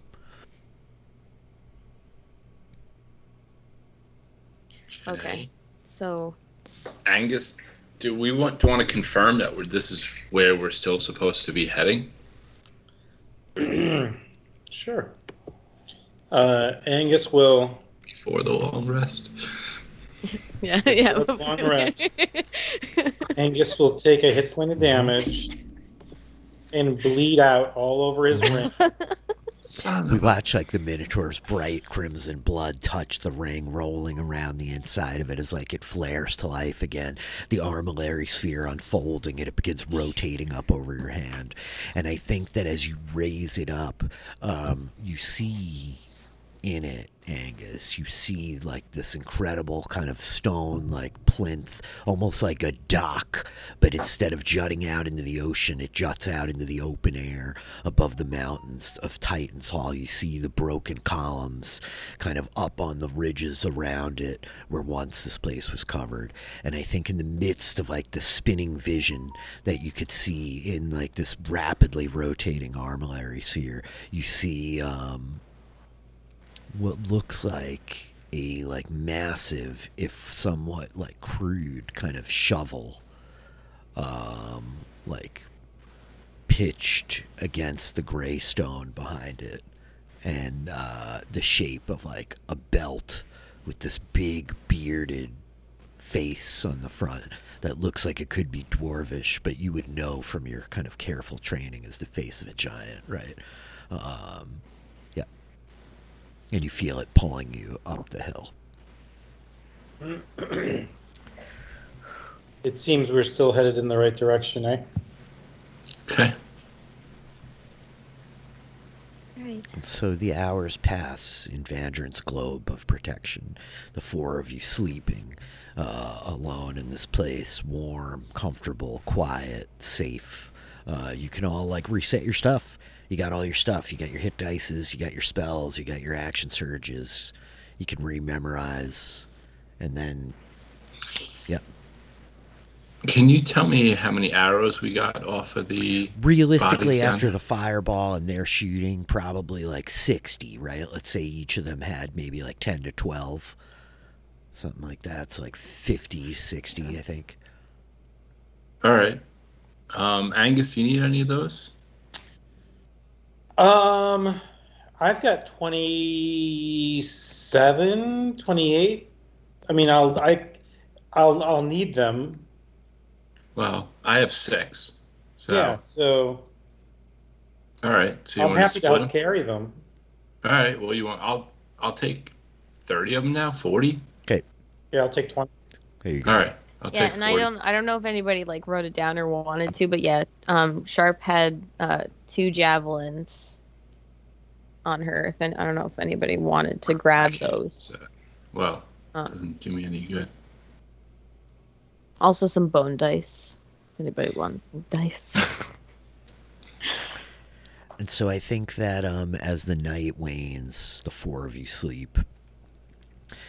I think we see like the camera like transition Sharp's body like alone in the dark in the pool of blood at the bottom of the hill amongst the charred soldiers. I think that we like see no Sorry. problem. I think we see the corpse of the Boule near like the cave to the Sasquatch, dark in the night. I think we see like the lone stick at the like quiet grave like left on the hillside, the eagle's nest. And yeah, we like fade to black and open back up as it's like early in the morning.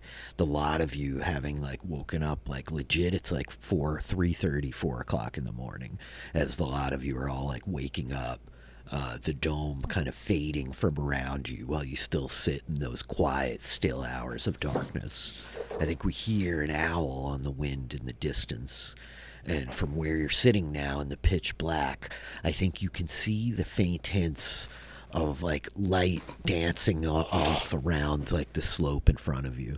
Some like miles yet, a mile or two up over the ridge. Like no easy way to kind of make a direct path. You'll have to go up and come back down the kind of peak to get to where you expect it to be.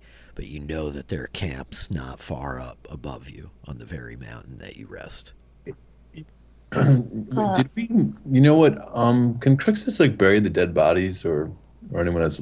I just feel kind of the right thing to do. I'd be open for hiding the bodies. Maybe they shouldn't be left out in the open where somebody flying could see dead bodies everywhere. I don't see the need to bury them. I mean, there's bushes. We could arrange them artistically. And so we like flash back to like Crixus like taking the bodies and like putting them like kind of like stashing them under bushes. Perhaps like Crixus like putting a cairn on them. I don't know.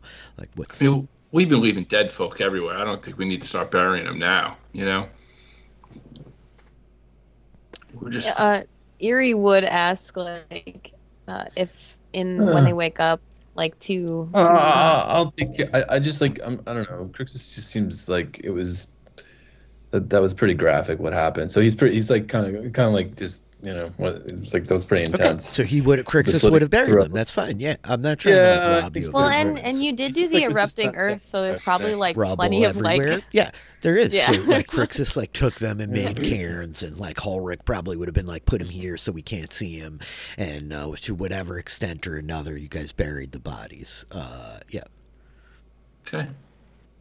Erie would like I don't know how long, but she would like ask if she could take an extra like hour, like kind of as they're doing that maybe, and like casting Find Familiar again, bringing Denon back. Oh, he's fine. But he's an owl now. Oh.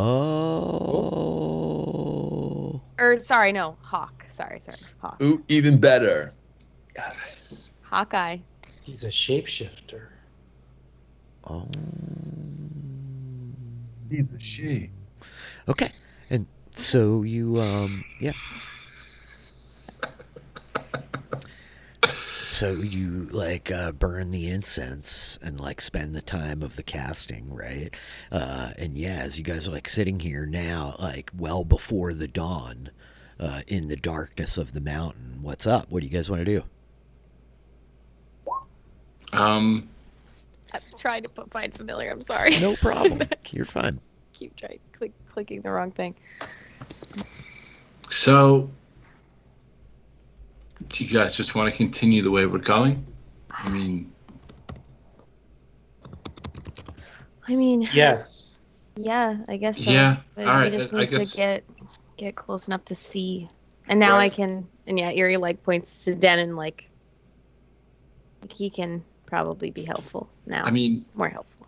I would, as much as I would love to see all these people killed, I think it's more realistic to try to get what we need by stealing it out from under their noses. Yes, I would agree with that. I thought what we needed was for them all to die. Why are we coming here again? We need to stop them from getting what they want. We can't kill them all. Like I don't think that's something we can do. Like we can try and like. Well, I believe this is how the phrase "or die trying." Well, we need to steal what they're after or die trying. Do we know what they're after? Don't you, Angus? Yeah, you would be the closest you one saw to us it. knowing. No idea. I thought we were just going to kill things. Time at this point, yeah, but Okay. But we know that like You all do know that they like, sent they're after Melkane like into the tomb to get the things you're carrying, and certainly Angus, like you just had this vision of like the mattock and the belt and stuff, right?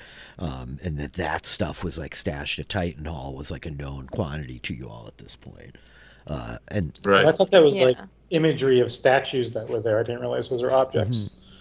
like the belt. it's like the belt of giant strength, which like is the last piece to like the maul kind of thing, and then the mattock, which is like the pair to the maul, which are here at Titan's Hall, and then they have some of your people still, certainly. We stopped them by killing them. Not wrong.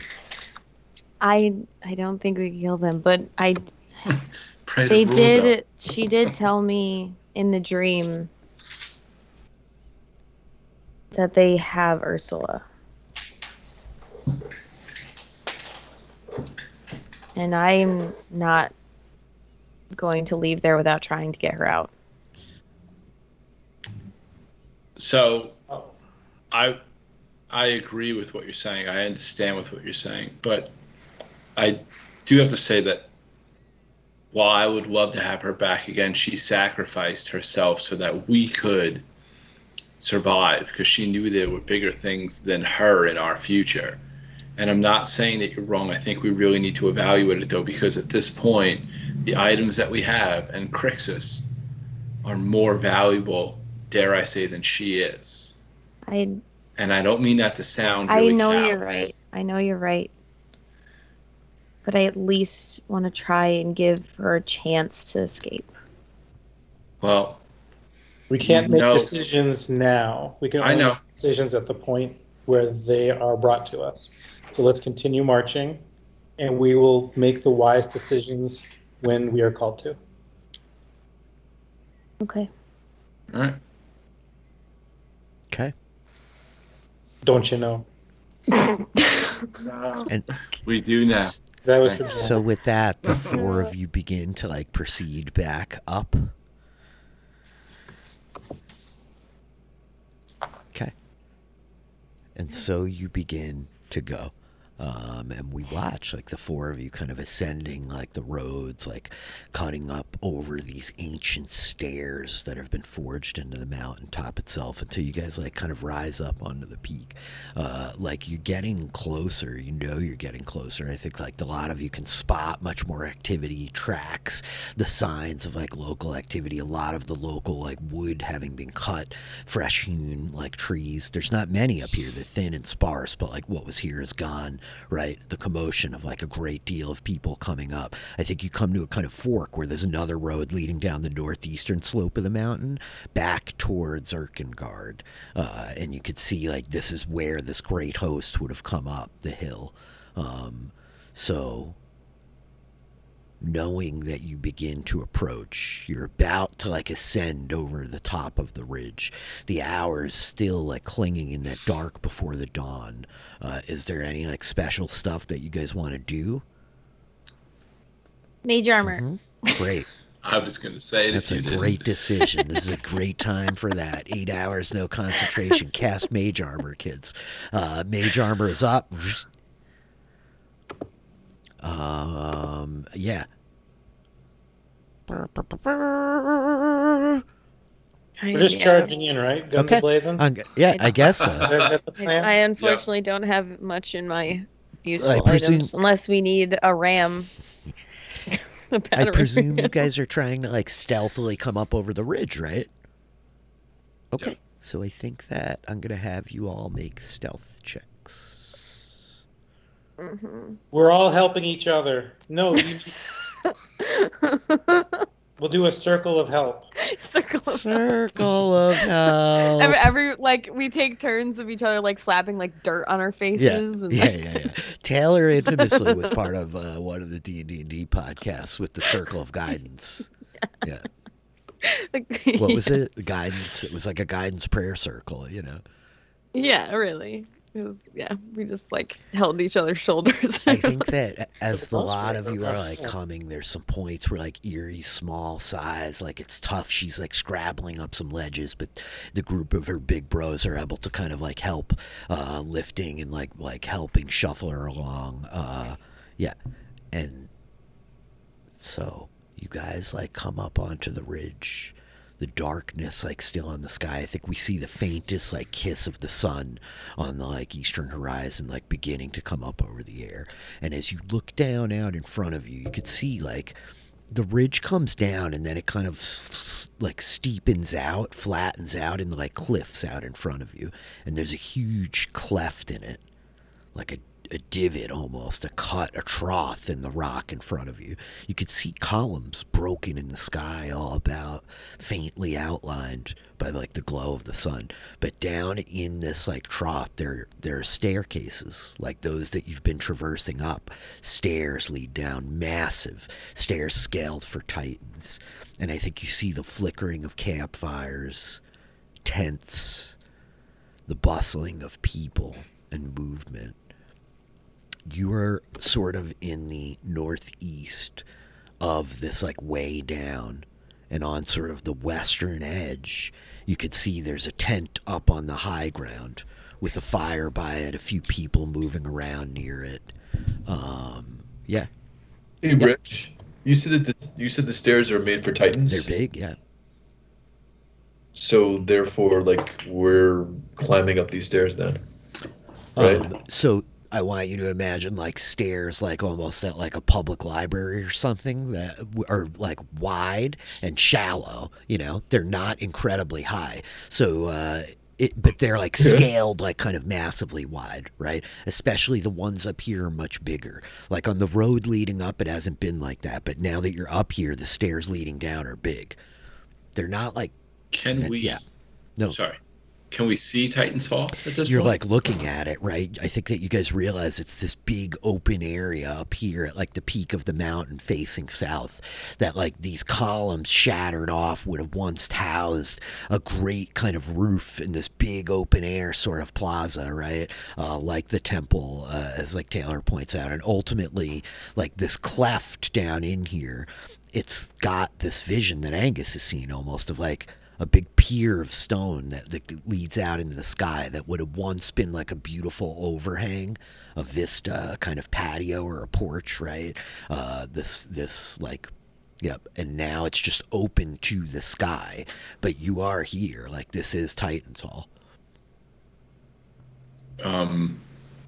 So they have this amassment of troops, like kind of down in the cleft in this main area. And you could see, like, I think the faint outline of cages, of like barred kind of gates with the people moving behind it, elves or dwarves and gnomes. Yeah, there's like sound in the distance of like the activity of so many people. So I'm going to turn to Erie and ask if it seems like we're in Titan's Hall right now. Is there some way that you could detect these magic things that they're looking for?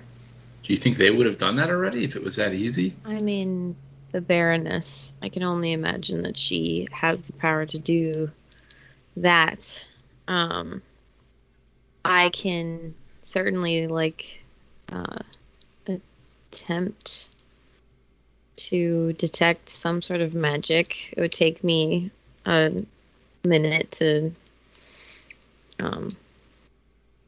figure that out, but I can also, I can send Denon a ways, not very far, but Wait, what the?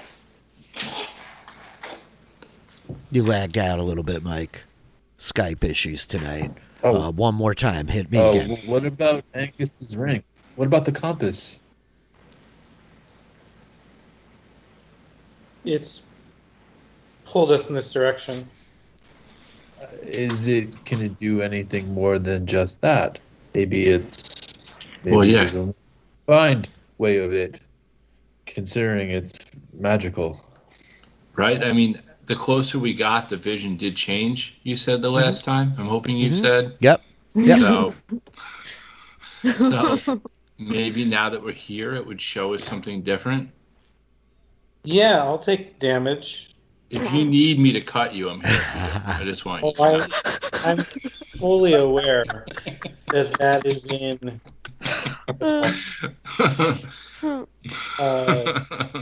I'll make sure that I'm not, like, there's not a big glowing, like, reflective. I'll make sure I'm not like in plain view. Like, yeah. Got it. Maybe we have a I cloak will we can put over. activate the ring. Got it.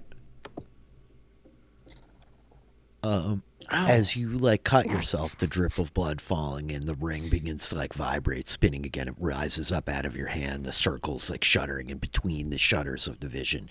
You see again the place that's like mirrored. This is a strange experience because you're looking into this little picture in front of you, and down past it you see what it's showing you. You see like the plinth leading out. You see at the end of it there is, in fact, a symbol under, like carved in the stone itself of the floor.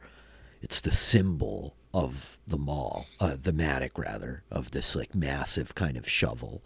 And I think you could feel it like drawing you down towards there. So it's different than before. You see like literally the symbol of it to scale, etched in runes into the stone at the very edge of this space, right? It does not show you the items yet again. But yeah, it like spins like that as you're looking at it and like showing you down. And I think that also like the view begins to like rotate a little bit, and you could see on the front cliff side there is a trail, a ledge down in front of the cliff. Like where you guys are looking at it, looks like it ends on the sheer cliff that drops off into the sky. Underneath the cliff there is a trail, this ledge that leads up to a set of stairs that will spiral up to the high ridge and then down back into the plinth. So like there's a way in and out on the far side. For you guys to get there, you would have to like kind of circumnavigate around and then descend the side of the cliff to get onto this ledge. But there's a second way in if you were trying, right? And how far of a drop is it from here?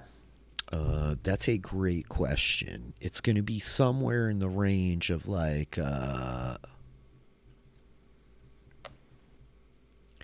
30 to 40 feet. Oh. And it would seem at this point that, right, if you did get into the Hall of the Titans, you would be totally viewable to the people either in the camp or on the other side at the 100%. nice Yeah, tent. 100%. Yep. It's like the plaza of the Titans at It this is. point. It's much more like a plaza. You realize, like, the hall, like, the roof of the hall is the sky, you know? Yeah. Yeah. So, Uh, do I we... turn somebody invisible Mm. if we get down there, potentially. Or we could wait till nightfall. We could explore the rest of the encampment and figure out the layout and wait for night. It's dark now, right? I mean, it's still, like, before the dawn. It's those hours before anybody's awake. I mean, Do we want to get rope and just scale down there? Well, into the so... camp?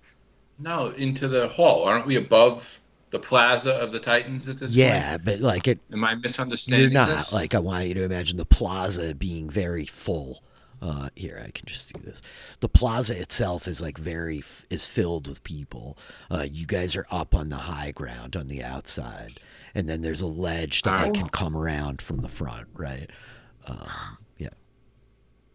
Now you don't have like all the detail and clarity of what's happening down in there, but you can count many people. You know, you could see people like moving about and like milling. Okay. Like you don't have as much clarity of vision. You're not that close. You guys are looking from like a ridge, a couple 100 feet up, like down into this. And the fire on this ridge over here is where the tent is also in the background somewhere? Yeah. Okay. All right, that's huge.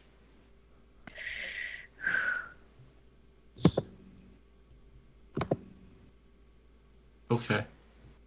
I think that as you're here, everybody's passive perceptions I have.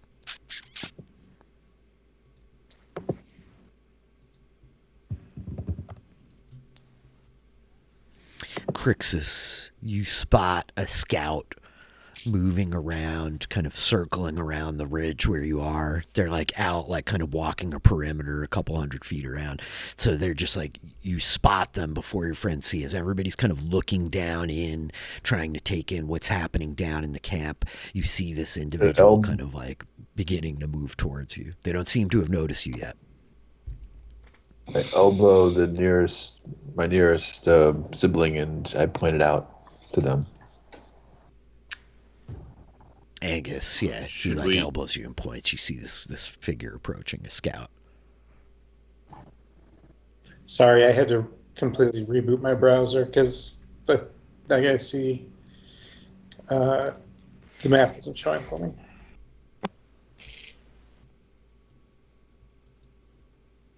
Jeez. Angus nods. Mm-hmm. Should we? What? I mean, how obscure are we right now? I know you placed us here so we could see what you were talking about, but I mean, in game, we're not standing on a ridgeline right above a camp, No, right? you're like hundreds of feet away from this, looking down at it, just trying to help like orient the description. Yeah, no, and I appreciate it. I'm just trying to make sure this isn't where we're standing. I want you to imagine that like you're like still like 200 or 300 feet up on like another little bit of a ridge, right? Like you've come up in over all of this at the peak of the ridge and are now looking down at all of this. And to kind of either side of this kind of cutout in the cliff are these broken pillars and boulders and shit, you know what I mean? Like this is where Titan's Hall would have covered like legit like a mile or two on the edge of this cliff, and it's now like this shattered like remnants of these kind of pillars jutting up into the sky. Do we see this cage, Rich? Yeah, I think you see like a big cage flickering in the firelight, one of which that's like separated from all the others, and you would probably see like a large form moving around inside of it.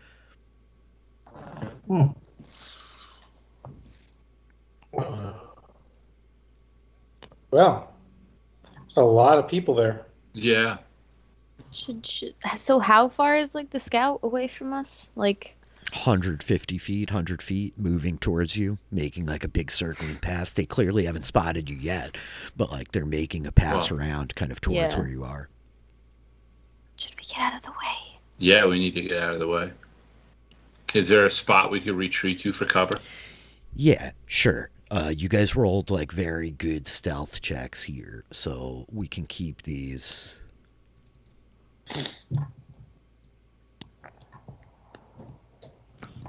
And if we circled around to take the path down, would we be approaching from what would be like the south end of the map? Yeah, you'd be able to come in from the southeast, right? If you guys like circle. Which is out of if you circle okay, so around one. we can't see everything that's down here, though. No. Okay. So is the symbol like in the middle of all of this? You don't see it from the air, but like where Angus would have seen it is out towards the edge. Okay. Okay, so I thought these were rope bridges. Those are cages that civilians are. Yeah, in. those you can't can't make out like all the detail that you have here, right? Right. But you see like what looks like cage walls and like people moving behind them. Yeah. Okay. No I'm problem. with you. All right.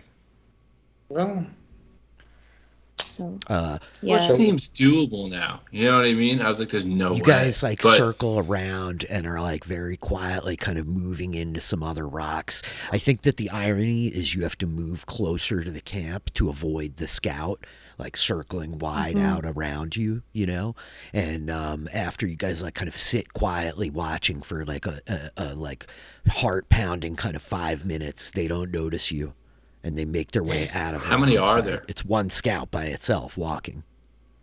Well, so before he gets there, I'm gonna ask, like, I mean, should we kill him? I mean, one less person to have to fight, and if they run up here, then they'll be waiting for like the scout to come back, and if they don't, then they're gonna know something's wrong. Well, can't that be true of the 5 people we just killed earlier? Yeah, but they're out on like a mission. They don't know when they're gonna come back. Sentry would be a good word for this person, right? Like they're in close to the camp, right? To Erie's point, just to clarify it. Erie's right. If we decide to go after this sentry, then it's on effectively. We're not just dawdling. We have to actually do something after we kill the sentry. Meaning we attack the camp in one way or the other. Or rescue those people. I could turn myself into the sentry and get led back to the camp. That's as far as I've gotten with the plan.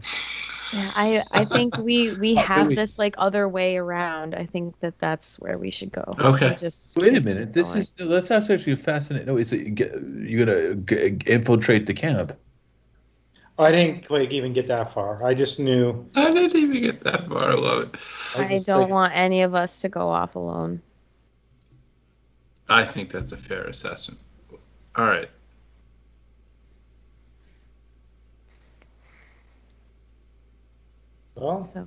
Well then, back to the original choice. What are we gonna do? We're gonna follow this path right down to and come in on the backside and like. To be clear, there is no like follow that path easily. You're gonna have to go to a cliff and scale like 40 feet down the cliff. Wait a minute. Someone has the cloak of the bat. Somebody just popped that up for fun. Angus is wearing the cloak of the bat. No, he's not. He never had it. But we sewed it onto your cloak, though. Okay, well then somebody has it. It was given to Angus. I think Erie had it because he couldn't. I have unless it was dark and he doesn't have night vision, so he wasn't gonna. Well, there is then a cloak of the bat that somebody should have. You guys. I mean, doesn't a bat? Doesn't it give you like the senses of a bat? But you retain your intelligence and like wisdom and everything like that. But yes. If you polymorph into the bat. Yeah. Well, that's what you would do, right? Sneak around the camp? I mean, no one wants to do that? No one wants to scout around or anything like that? No, I don't want to risk it. No. All right. I if we get close enough, I can send. It's a bat. Denon. I can send Denon in, and then none of us will be in danger. Okay. All right, so we want to work our way around to the other side. Okay. Is that Okay. the plan? So you guys like waiting for a time. The sentry has like made their way past out of your line of sight, like dipping down further off the eastern horizon, right? And you guys begin to move quietly, like crawling low to the ground by the rocks, making your way to like the cliff's edge. And I think you come up on the edge of the cliff, you see it's about like 45 feet from where you are, peering over the edge down to like this narrow, not really narrow, it's like 10 or 15 feet wide, be narrow for a Titan, path down beneath you. What's the plan? So, Erie would mention like, I have a ladder. It's not really as long as this, but maybe it can help in some way to get us How down. long is your ladder? 24 feet. It would be able to like you could probably lower it down Like to if you like could a catch bit it of a on landing beneath something? you. Yeah, tie it off up here. Yeah. We could like tie it around. We could all get on it and like lower ourselves down or something. Doesn't Explorer's Pack have rope? Right? Somebody else Yeah, has we a all- ladder too. Yeah, you guys have a lot of tools here. Yeah, because the Oh the, yeah. the We're fine. We're fine. I have Jamal a has a climbing ladder. pole. Yeah. I could have a 50-foot climbing pole. We're fine. All right. So is basically the question, where do we want to maneuver so we lower ourselves to the floor, to the Yeah, surface? I mean, how are you guys going to get down? Yeah. Yeah, I mean, Erie would like open her robe and point to the patch with the ladder on it, and then there's a patch that also has like coils of rope on it. Like, I'm less concerned with how we get down. It sounds like more we're trying to figure out where we go down, correct? Right. I'm not gonna lie. I'm having a little trouble envisioning our. All right, is this accurate now where we are, Rich? That like this is kind of the vertical height that we're looking Yeah, at here. that's the vertical height. That's where you're trying to climb down. You're trying to like get down to the ridge like 45 feet beneath you, but I want you to imagine that you're still like, 100 feet out from the edge of that cliff, right? This cliff, like, it continues like left and right. There's this ridge down beneath you, right? So you're not quite like where on the map it would be. This is probably very confusing because I'm not like showing the map on the screen yet, but you're at a cliff with this like ridge down, and off to your right about 50 feet is like the cutout with the whole camp in it, right? I think like you don't have Do we options feel of like- where really you could go further away from the camp or closer towards the camp, but like you don't have a ton of option in terms of where. Do we feel like we're obscured from here, or it would be a quick get down before anybody sees It's you? probably all quick get down stuff. Yeah, like there's a bunch of people moving around there, like there's fires, there's sentries, like you don't know everywhere that they might be if they're down on the ridge beneath you, so you'd probably want to move fast. All right. we could also just jump. I Yeah. guess we'll just climb down. All right. So let's With just. rope. So I think just to say we pick the best spot Yep. we can, and I would like to.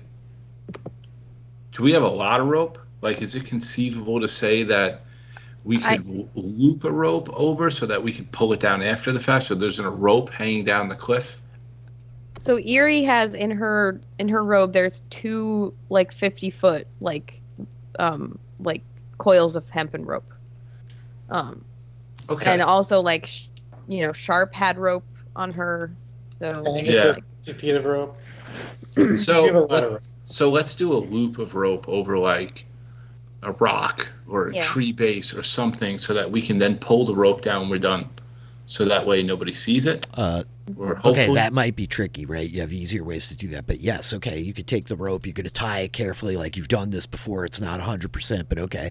You set the rope if you guys want to make athletics checks with advantage on the rope to climb down. Yeah. athletics with advantage. Come on, Erie. Ah. E.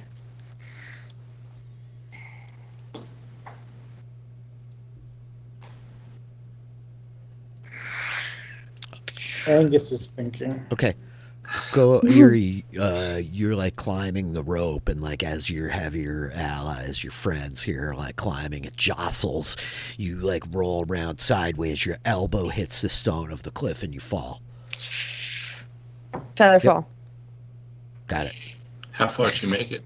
She made it about 10 feet down, and then she fell. Yeah, And no. so you see Never know. Erie like, and she suddenly like spits out a word of magic, like carefully, and begins floating. Got her little Okay. like coat, like do do do. Little Erie umbrella floating. No problem. Angus, what's your plan? Well, falling. Okay. 10.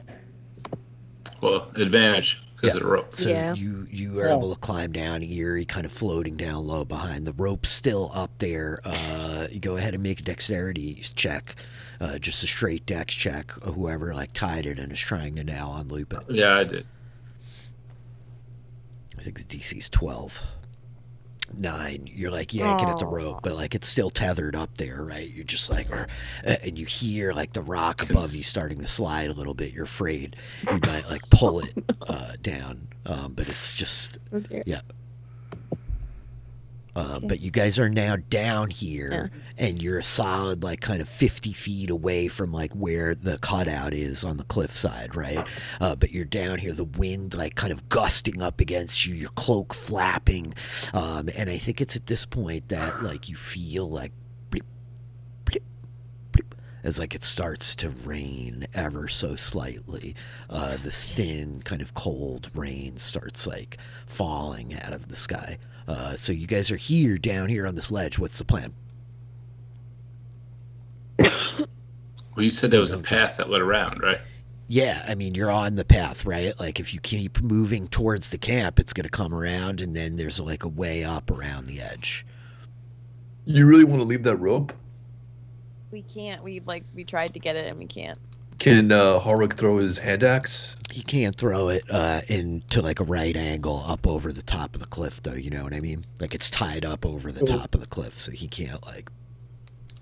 I think Mike is saying like cut it halfway down or something, so it's not dangling. Is that what you're thinking, Mike? Yep. Yeah, well, it's the whole idea is to conceal it as much as possible from people walking by and be like, oh, because I'm assuming that there's a patrol that's going to walk by eventually. I can be like, oh, look at this rope. What's going on? Okay, You know? so you want to cut? I will boost.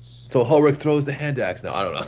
I will boost Crixus onto my shoulders. You know what? I have a really high dex. Could I climb back up and climb down without the rope, or is this getting stupid? You can try. I mean, it's just hilarious to me because one of you has a fucking ladder. But yeah, so you climb back up the rope. By the way, I mentioned that I know, already. but nobody cares. That. So you can climb back up the rope. Yes. Man, I mentioned it, everybody. I did. So use it. Yeah, there's a difference between mentioning it and taking it out. Yeah, I mean, that's kind of what I was waiting for, right? So if you you want to like take it out as they're all talking. Crixus is like, "Oh yeah," and like pushes the button. Is that what's gonna happen here? And like the 50-foot ladder springs up as Hulrich's like climbing back up the rope. It's 50 freaking It's foot 50 ladder. foot? Yes, guys. It's just, I'm sorry. This is like. There's I a didn't mean point, this Mike, to be where you forever. stop listening to us and just do what you know will work, and you will go with Yeah, it. I promise. Yeah, you I think I like that plan. So you push the ladder. I'm not trying to tell you what you do. I'm asking. I can't get it. I can't get it out. By the way, let's go back in time and just say like that's what I originally did. I said it, and then I was like, yeah, I do I it. think it's much funnier that all this other stuff has happened. And as Hulrich is climbing back And up, very Crixus pushes the going button. up. It's like the whole like pole extends 50 feet. A hook sticks out of it in the ground, seating it in the stone, and handles are like pop up out of it. And you're like, what the fuck? So you climb to the top, untie the rope, climb back down the ladder, and yeah, you guys have retrieved the rope. The rope's gone off the cliff. Okay, Does that count as a short rest? Anyway.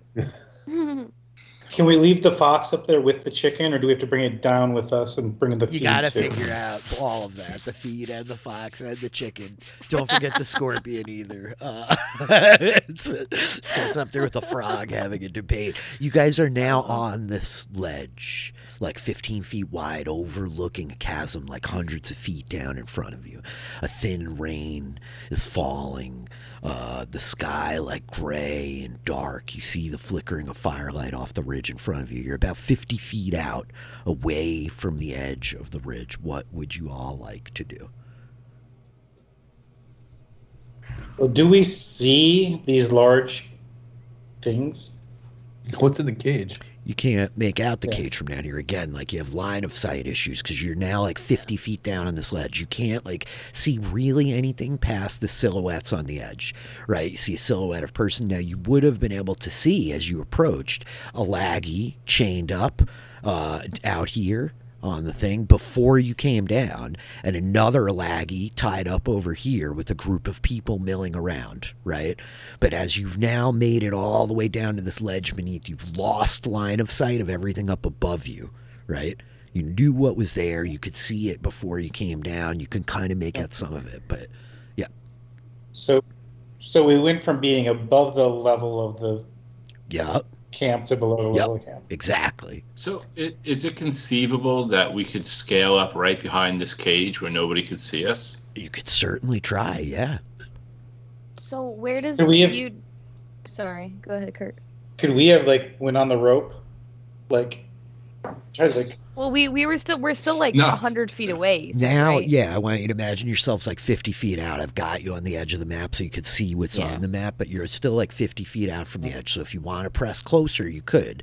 And certainly, as we've established, there is a ladder. You could like have done a rope swinging thing in from the side for sure, right? I was going to say we were on a ladder. It would have been more the Belushi Hop from Animal House. You know what I mean? I'm just imagining actually Ulrich and Angus picking it up to carry it while Krix and Eerie are like there. Yeah, you guys are like balancing it like a survivor challenge, you know? There's nothing better than delivering the wanted one on a skewer. Yeah. Walk them up. Walk them up. So, and this path, this quote unquote path, leads in and around. Goes underneath the overhang and then up around the other side. Yeah. So yeah, let's follow that, right? Like. So, Eerie, do you have any magical means to open cages, or anybody have any skills to open locks or anything like that, or? Magical means to lock things, not unlock things. Just me realizing that I picked all the wrong spells to study. No, you didn't. I could have had knock. True. And dimension door. Oh, dimension door. So, yeah. Does it appear like, from what Angus has been able to see of the cage, does the thing in there look to be bigger than him? There goes that idea. I could have dimension doored him out of it. Then I would say maybe it would count, the same size, because you have powerful build. But yeah. Not really, though. Little live Angus. I mean, let's be honest. There aren't really that many of them, right? I mean, once you realize that half of them Make a perception check while you're coming down with advantage. You guys prowled around up there a lot. Your friends are helping you. Make a perception check. Yeah, but one of them is perilous. Well, that's what you got to worry about. It's that one of them is as powerful as 30 You got to other figure ones, there were like 30 or 40 soldiers or so. There's probably 30 or so prisoners, including the Alagi, I bet you there's a creature or a monster in that big cage. We could use that to our advantage. She's not a monster. Nobody's like seeing she's her my face mom. yet. Yeah, you guys don't know, but yeah. Is your mom? No, but yeah, Taylor's just, just putting it out there. Well, I mean, so conceivably, if we can get some distraction where they like mill around together, you could fireball a bunch of them. I could, sure. Oh, I don't like that image. It's very scary. I mean, they burned our village in front of us, so. Well, because it seems like anything we need to do is on the plaza floor. And so we're But not if- just going to be able to walk in there and, No, but if we can get around and like maybe position ourselves to open these cages and like So let's continue then under this path Yeah. underneath this walkway to see where it goes. yeah. I'm going to Alright. have you all roll stealth checks as you're moving along this ridge towards the path underneath. And we're going to say as you begin to move, you get to where you are on the map right here as you're kind of closing in. And, sick. Crixus vanishes. Ulrich got it. Eerie and Angus. And I think as you guys are all walking, I think the camera rises up. Ooh, God damn it. the camera rises up over the Titans Hall, where we see a group of soldiers around the black-haired form in the long blue gown of Baroness Fairlith. And I think the camera pitching up around her, we see behind her a small goblin. Chained out the shield. The blue-headed holy symbol of Virago emboldened on it. And I think that you've been summoned Okay. to attend to the Baroness by one of the soldiers at sunrise. Yeah. So you're like walking up with this like soldier in front of you, captain, and you could see Verilith in front of you. She's like standing with her back to you, a couple of like her elite guards standing around her, and the big Alagi that you captured with Sharp a couple of weeks ago is like chained up out here at the center of the circle. Okay. So I would approach the Baroness. And you summoned me. She like turns looking down at you, like nods, like you've distinguished yourself well during this expedition. I'm going to need your help. We're finally done with this one. I have a feeling that the little interlopers we've been chasing through these mountains are coming. But whether they arrive in time or not, with the dawn of the sun, we spill his blood and hope that's enough.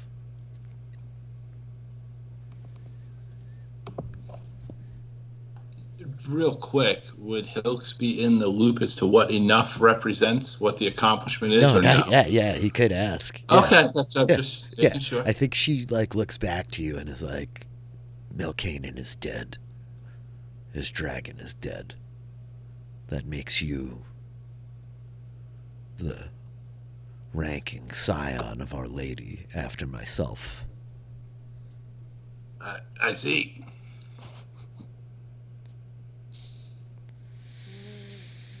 Keep an eye out. I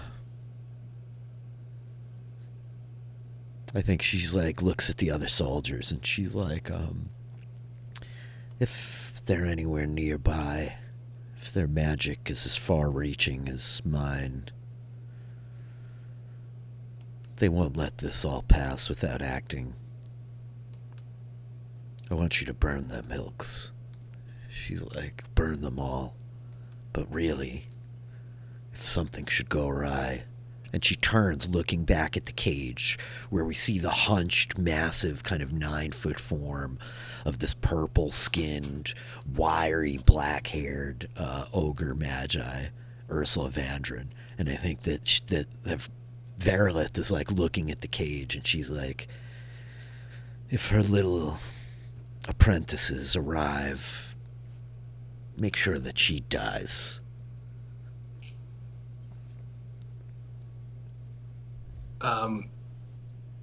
Might I make a suggestion? Of course. There's no way they're going to leave her in there. So why don't we put more chains and locks on it so they all have to try to get in there, and I can burn every single one of them at once. It's a very good idea. And I think that like she like calls over like more chains on the witch's cage. And a couple of the soldiers are like, yes, Baroness, yes. And they kind of get up from the campfire and head over with like chains, which they start like, dragging. Yeah. And I think she like looks back at you again, Hilks, and it's just like, if you manage to survive this and return to the capital, she will favor you highly. I just give a nod and a little bow. And with that, like a couple of these guys are now like over here working. And so we cut again back down to underneath the hillside where you guys have all like started like pushing forward. You make it to like here, right? Actually, I'm going to say about here. With Eerie in the rear. And I think Eerie, as you're like walking, you stumble. You fall in like the little bit of watery stream. You weren't prepared for it in the darkness. Your attention, your eyes, your energy all focused upwards to what's happening above, to your mother who's trapped in this cage. And you slip on a piece of slick rock, stumbling. What's Hilks' passive perception? Oh, man. When she trips and falls, does it like... Because she still has Featherfall going. No, it ends as soon as she lands on the ground. 14. Nice try, though. 14. Hilks, as you're like up here, like kind of watching over these guys that are proceeding to like chain up the Ogre Mage's cave more, you hear like a small like gasping of breath from down over the edge of the hill. And this is Hilks, by the way. With the red. Right. Yeah. That wouldn't be... Would that be alarming? I mean, I'm asking. Like, there are normally people down there. They're not normal people down there. There's people down there, but, also at the same time, right? Unfortunately, I think for Eerie, there is a moment as, like, one of the other soldiers that's over Chain Cave, like, peers over the edge and is like... Hi, Clarice Hilts. There's a gnome down there. Oh no. All right. So yeah. Gosh, I don't have control of my own. Just quick question. I don't have control over Hilks. Quick question. Eerie like falls, right? Everybody else is like continuing, right? Is there a moment there like that? Can she do something, or is she like falling? She falls. Your friends are like a few steps up in front of you. What do you want to do? Like, can she turn herself invisible? Yeah. I think that you're like, and you look up just in time for this goblin to like peek his head over the hill as you're like, and you like cast invisibility. And with that, I'm going to say to each of you, you could basically reposition a little bit from here. This is going to get tricky because like we don't have the level underneath, right? But you guys are like now like essentially underneath this overhang, right? Except Eerie, who's out here and invisible. But I think that like this one soldier is like, it gone! Gnome's gone!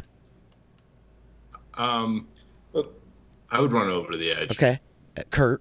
And just look. Kurt, what were you going to say? Is there anything there? You don't see anything.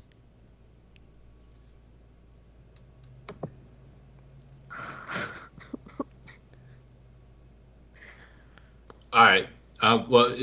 Kurt, you have something to say? I'd keep going, but I don't want to cut you off and interrupt you. Okay. So, getting this wonderful field promotion and being a goblin of such stature, I think Hilks would walk over and be like, "Don't go making things up. Why do you do that? You didn't see anything down there." It's baggy, like, there's nothing there. He looks back at you, and he looks up there, he looks back at you, and I think he does one of these. That my mistake, High Clarist. Too many gnomes. Sorry. Oh, Too many gnomes. why don't they give you the quick ride down there so you No, can no, check? no. No, no, no, no, no. He's like, no, no, no. No, no, no. Yeah. Rich, what is a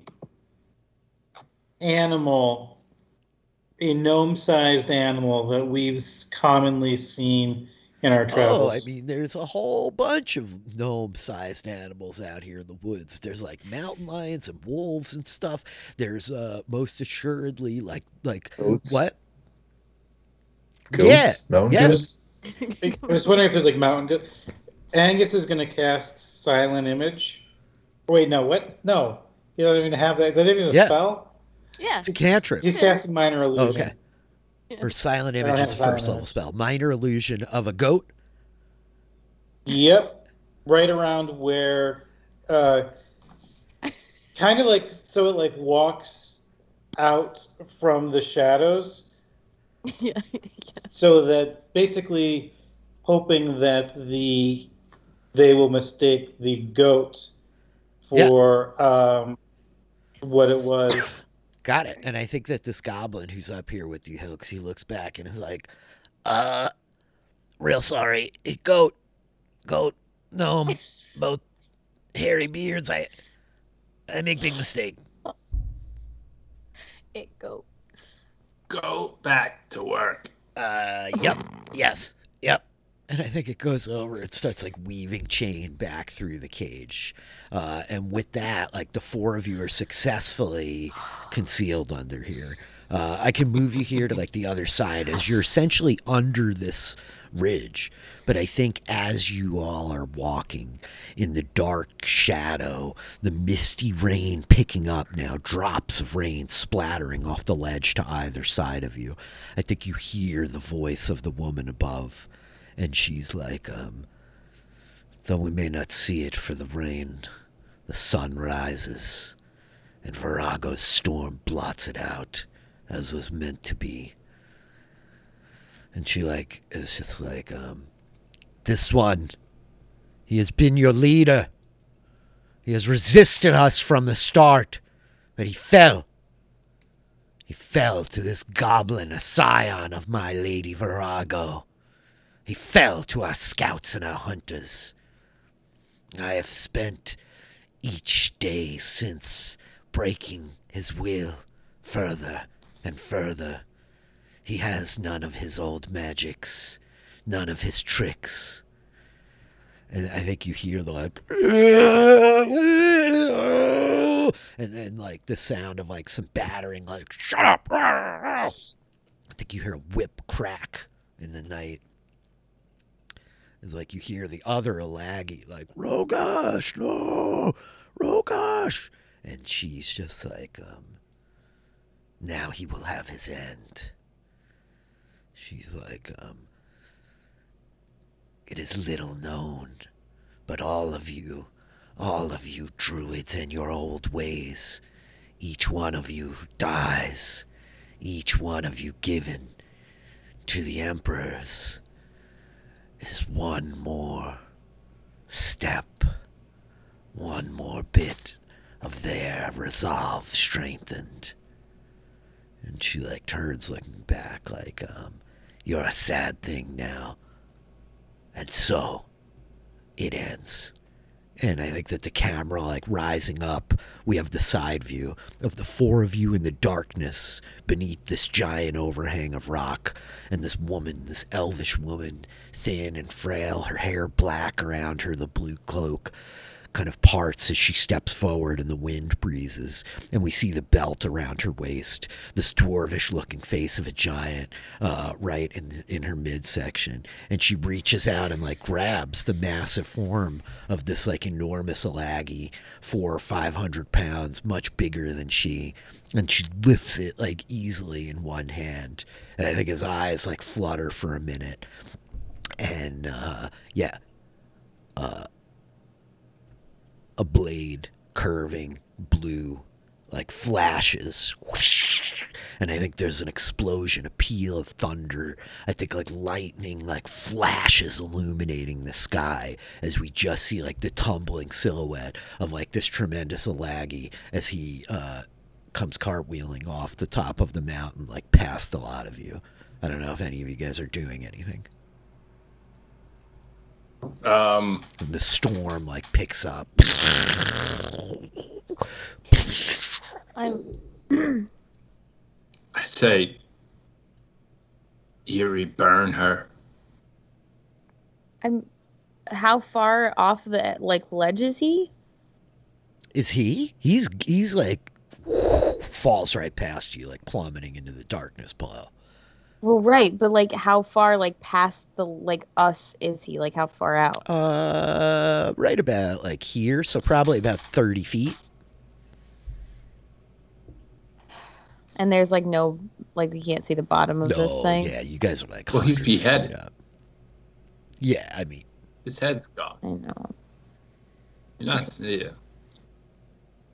and I think you hear like amidst the thunder crashing, the lightning flashing, you hear like the groaning like pains of the Alagi above as they're like screaming out in pain, kind of like mourning terribly. His body like flying away in the darkness. And I think you just hear this like screaming voice now, like chanting in Draconic. Do any of you speak Draconic? Crixus, we probably do. Eerie does. Yeah, you hear this like screaming, chanting prayer, like "Mother of Storms, who came to you first in this place, who have hunted these mountains, bring us your blessings. Bring the storm to harrow them while they come. Let them know who they stand against." I think Hilk says like the hair standing up on the back of his neck as he's like, "Holy shit! This is a divine moment." So for us underneath, did it just get darker? Like, did it just make it easier for us to move more It's obscure? definitely darker, yeah, as the light is like being blotted out by the storm, lightning flashing, thunder clapping. Also, Eerie would like alert you guys, like she is invisible and like is continuing to stay invisible. But definitely like crying. Like you could like her being invisible, like you probably hear like her like soft like. Yeah. All right. We need to get up there. Yeah, we do. How far up is the ledge? Like 40 feet. It's about the same as it was when you guys came down. 40. Yep. Okay. Oh gosh. I mean, Well, if we peek out, can we see these two up here? Yeah. Is that fair to say? Like, we peek out from around the Yeah. corner? So there's no way we're going up this ladder without them seeing us. Seems very unlikely. Their attention is like focused down in towards the activity for now. Like they're not peering into the shadows for a lot of you, but I mean, Eerie could get up there, potentially. Yeah. And I would imagine the heavy rain is going to make our stealth moves better, you know? Because it's just so much damn noise. Yep. The added blood. I didn't see added Yeah, blood. that That's was a awesome. great addition to the map there. you like that little transition All right. that I just did? I Yeah. do. And I like the chains you threw on, the extra chains. Yeah. Hilk's a thinking. Hilk's a thinker. So, all right. Yeah, we need to get up there. Like, Yeah. that's what needs to happen. So, I mean, yeah. Angus and Crixus, what do you guys say? You know, you're like standing here in the dark. You guys are like, yeah.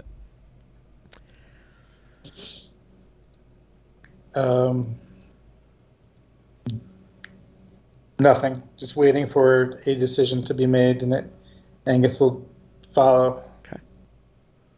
well, I mean, should where Okay. it's really where do we want to come up? Eerie, can you get up there?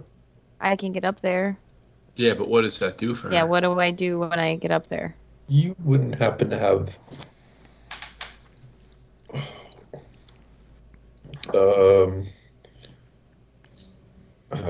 What can you?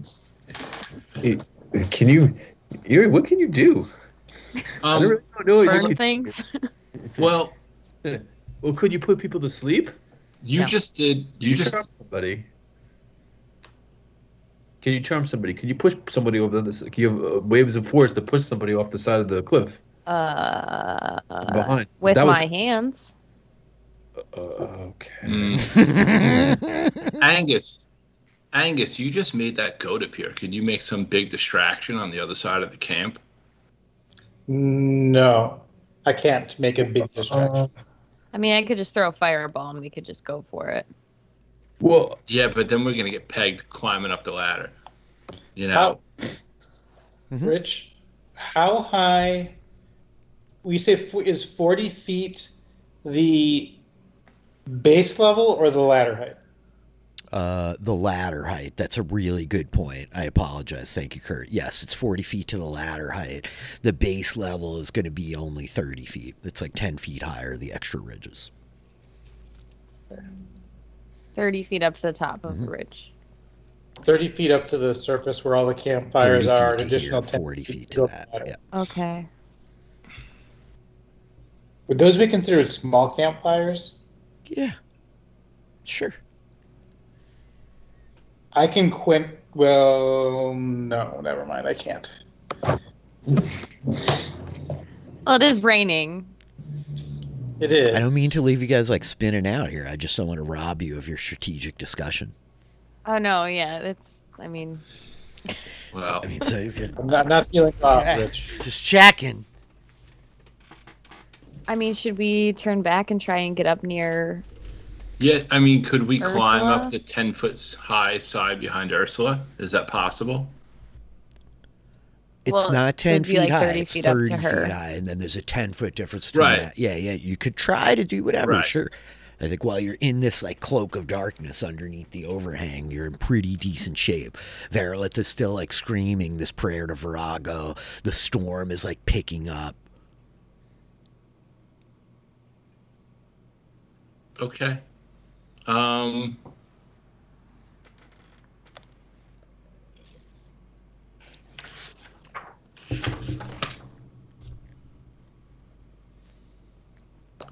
Why don't we take the ladder and just come up right here?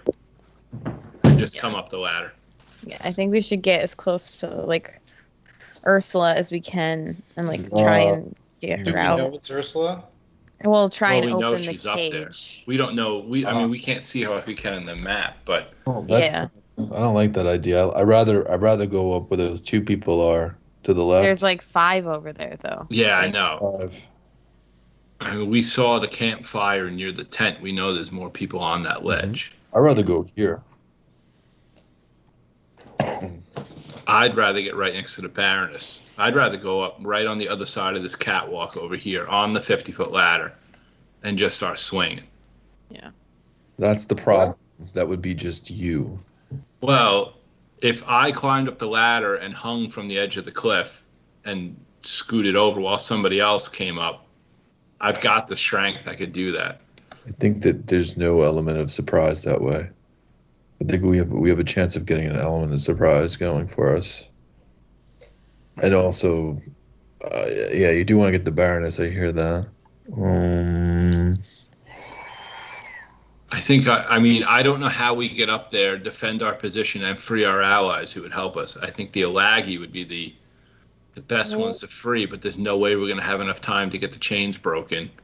Well, what if I got up there? I could potentially like throw a firebolt or something at one of the tents. I could start a fire, some sort of distraction. But then I like, there's only so much I can do without breaking invisibility up there. So Does anybody have alchemist fire by any chance? Crixus asks. What is this alchemy you speak of? Father's like, no. I Yeah. think we really just need to like. Do you want to pray to Ruldo for assistance? Ruled up. I think that's the best plan right here. Just pray. Just Yeah. pray. Pray. Making a prayer. Pray to Rulda. Making a prayer. Come on, pray to Rulda. I'll ask Ulrich, do you have a pair of dice? What's that? You have a pair of dice. He does. He has I bone. didn't know it was that kind He of had guy. bone dice. He took Yeah, off we have Sharp. bone dice from Sharp. All right, here we go. All right, I start rolling them. Ruldo loves dice. So I just need some clarity. What are you guys doing? You're like talking. You're dicking We're around. praying for divine intervention. That's what we're doing right now. It's not good. Yeah, I don't have that, Crix but doesn't have divine intervention. No. Level. I thought they all had. Angus starts to climb the ladder on the left. Do you say anything? Hmm. I'm going to go climb the ladder, Okay. guys. Yeah, okay. Hold on. Well, you where- want me to go? real Why don't quick. I go first? Because I'm Yeah, invisible. let her go first. Where did the ladder come from that we climbed down the cliff on? just We my took a- rock. Crixus. That's That how we was a took a rod. road. Okay, so I'm not going to take the rod from you because that's a weapon you are going to use. So, Yep. all right. So, yeah, let Erie go up, and we're all going to try to sneak up the ladder. Yeah. This is Let's going do to be awesome. This is gonna be great. I mean, I can at least try and maybe I'll tap one on the shoulder, right? There's two of them, so maybe I can get them to Okay, start. you guys choose being the idiots order with each after other. Erie. Who's going up second? I'll go up second. Well, unless you want to, Angus. I don't want to cut you off, but I would go up second behind Erie. That's fine. Go ahead. All right. Third.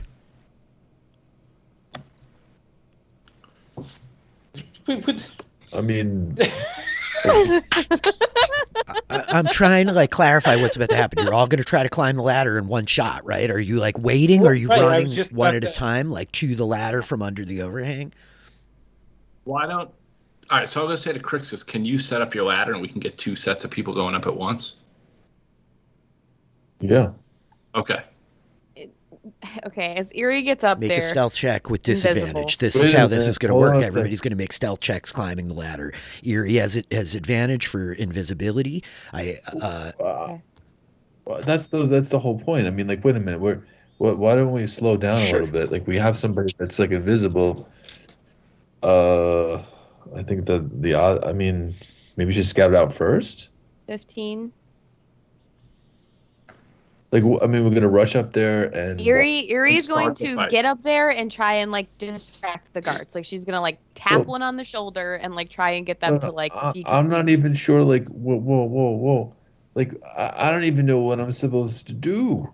We're climbing up the ladder and we're gonna figure it out when we get up there. No. Climb the ladder and kill shit, Mike. That's what we're doing. I think that the rough plan, if I can translate what I understand, Mike, Erie's going to go up the ladder. I think Ulrich's going to follow Erie up that ladder. They were saying you could put your ladder right here on the side in the corner and No, I understand that. Okay. I understand that. Just saying that after that, you're then saying, let's kill shit. Well, we want to Right. try and get over to where the cages are. We're gonna want to try and let people out and do what we can. This is Any plan that we make is going to be completely dashed to pieces the moment yeah. the other side starts to do things. So we Well- just have to be reactive in the best way possible. There's a lot of people and what are you suggesting, Yeah. Crixus? What's your feedback here, Mike? Well, I feel like we should have an order of operations. Okay, so and what do you propose? Whatever we decide to do, well, we should come up with an area where a plan of attack and maybe for instance, what's to say Erie decides to do a fireball by the campfire for that matter. I don't know if she is or not. I don't know. Well, It makes sense for me also then to double team and do an earth eruption. So we do both area AOEs right on that area, really clobbering that area, or not. Or we should focus all on the areas where the campfires are, toward the south of the screen. Or, I mean, I was talking about the campfires by the north of the Alagis. That's what I was talking about. But I don't. I'm just saying I don't know where I'm shooting my gun. So you're asking. That's I what mean, Alright. that's the Problem problem for with this. Crixus, though. there's no eloquent way of doing this. It's just we're going to have to get into a fight. It's not about. It's. I mean, I'm not even trying to be a dick. I mean, I'm serious though. I mean, but The problem is, Mike, I guess for me, like there's a disconnect between the information we have as people looking at this map and what your characters understand. You're under the ridge, you know there's a bunch of people up there. You don't have the clarity of the overhead bird's eye view, right? So they're saying Eerie go up the ladder and like distract them and like But didn't I? But I thought I did see like where the Yalagi were. I didn't see them at all. You did. I thought I did I get tried to bird's like eye give view. you guys like some clarity of like from before when you came in like far up above. You saw there were some Alagi prisoners. You know there's cages with prisoners. You know there's clusters of soldiers, right? Like you have the gist, just not like the okay. Here's exactly what it looks like in real time, right? So I'm not trying to cut your legs off, right? I think that the rest of them are just saying like there's too many variables. So if Yuri's going to run up and throw a fireball, like, you know, I want you guys to feel cool here, right? But that's like where we stand. All right, got it. I think even with a good plan, we're jammed up here because none of us have the ability to open a cage. None of us have the ability to get chains off the Alagi. Now, those sons of bitches put more chains on the cage. You know what I mean? So, Gosh, know. why would they do that? Jeez. so clever. Clearly, they're very A intelligent. very intelligent goblin. He is. I He's was a high priest. He is. He is a very intelligent. So yeah, I don't mean to jam you up, Mike. Right? It's like if you're like, hey, I'll follow up on what you do, Eerie. I Hey think man, that's viable. I'm just here for the game. Let's rock and roll. Whatever. Let's just go. Let's just you guys. Whatever. I'm sorry. I'm Don't sorry. be Jim, sorry. everything You're up. good. You're No, not you're not, jamming man. everything up. Good question. Yeah, Yeah, we're no. like spinning out No. here in like prep mode, you know. You're all good, Yeah. dude. Yeah. So okay, so let's just go through it. Eerie, you're gonna climb the ladder alone. The rest of you are waiting, or all of you are like scurrying up after her, or two separate ladders. I think coming. Yuri would say like give like just follow slowly and like I'm gonna try and distract these guys. Like Following slowly is going to be a educated guess because we can't see Correct. it. yeah, no, just exactly. Just yeah. Then I just want to clarify. Eerie's gonna climb to the top of the ladder invisible. The rest of you guys are all gonna like be waiting at the bottom. Like, where do you want yourselves to be as things start No, I'm happening? starting to go up. Okay, then I need you I'm to starting make a to go stealth check too. I'll give her about 10 seconds or 15 seconds, and then I'm Okay. going up. So I need you also to make a stealth check. Angus and Crixus, where's that leave you guys? I'm at the bottom of the Okay. ladder. So I shot the ladder up. So he's going up on it Well, first. no, there's two separate things. They're Yeah. going up the ladder that's set. So if you want to shoot yours up, you're on your own ladder wherever you'd like. Oh. Yeah, there's Wow. already a ladder. I'll look at Angus. Angus, what do you want me to do? Go up the ladder.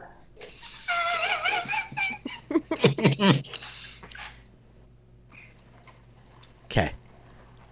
Yeah, so Eerie, as soon as she gets up there, she's gonna like sneak up behind like this guy, like and just like try and tap him on the shoulder, And then what? Okay, make us and then like make a back sleight off of hand and check. like see what yeah, happens. make a sleight of hand check. Yeah. I just want to make sure you, Taylor, are mechanically comfortable with what might happen. Eerie is just trying to like cause some bullshit so that they don't look down the ladder. Okay. It's like What what about she's you? trying to do. Maybe it's like maybe you're trying to deceive them, right? Like throw a stone and She's like, kinda tapping them distract on the them that shoulder. way, like- she walked up and is tapping the Yeah. guy on the shoulder. Yeah, I that part already- has been I said already 4 did it. times. Yeah. 14? Okay. Something. Okay. So you like tap the guy on the shoulder, and he like turns around, like, huh? What the fuck? And like, yeah, he just seems like a little confused. And I think he like, There's another Yeah, guy, right? I think he too? like nudges the guy in front of him, like, what was that? And the other guy's like, shut the fuck up. And like the priestess, meanwhile, Baroness Verileth is like screaming in Draconic. The storm is like picking up in the wind, and I think that he then will like take a couple of steps over here, like he's like looking, like peering into the rain, his like eyes narrowed. Yep. And then he steps back over Okay. here. Yeah. Hulrick, what'd you get? Stealth check 13. 13.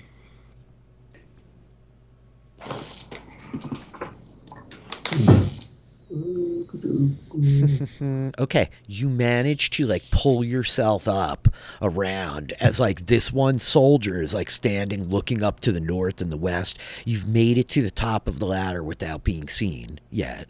So Crixus, let's just like circle back here. What are you doing? I guess I'm going up the ladder. The same ladder. You're not putting up yours, okay? Make a stealth check. And Angus, what are you doing? When I see Crixus, after Crixus starts up the ladder, I'll give like the count of 10, and then I'll follow. Okay. Well, you know what? I have a question. The ladder itself, which would I would think would be better to use? My ladder or the ladder that's I mean, this one's stable. Already. If that's the question, it's fine. I mean, it's going to bring you up high on this ridge. I don't know where you want to be. That's a you question. Let's have all of you guys click your tokens and go on initiative right now, so we can start tracking Hey. what you're doing. Yeah, I'm gonna step off the map to the left so that guy doesn't see me. yeah, Okay. that works. Get All right. right into that fog Cool. of war. Yeah, I guess also a question, like, I know there's like little fires over on that like landing. Can like Eerie see like the Baroness?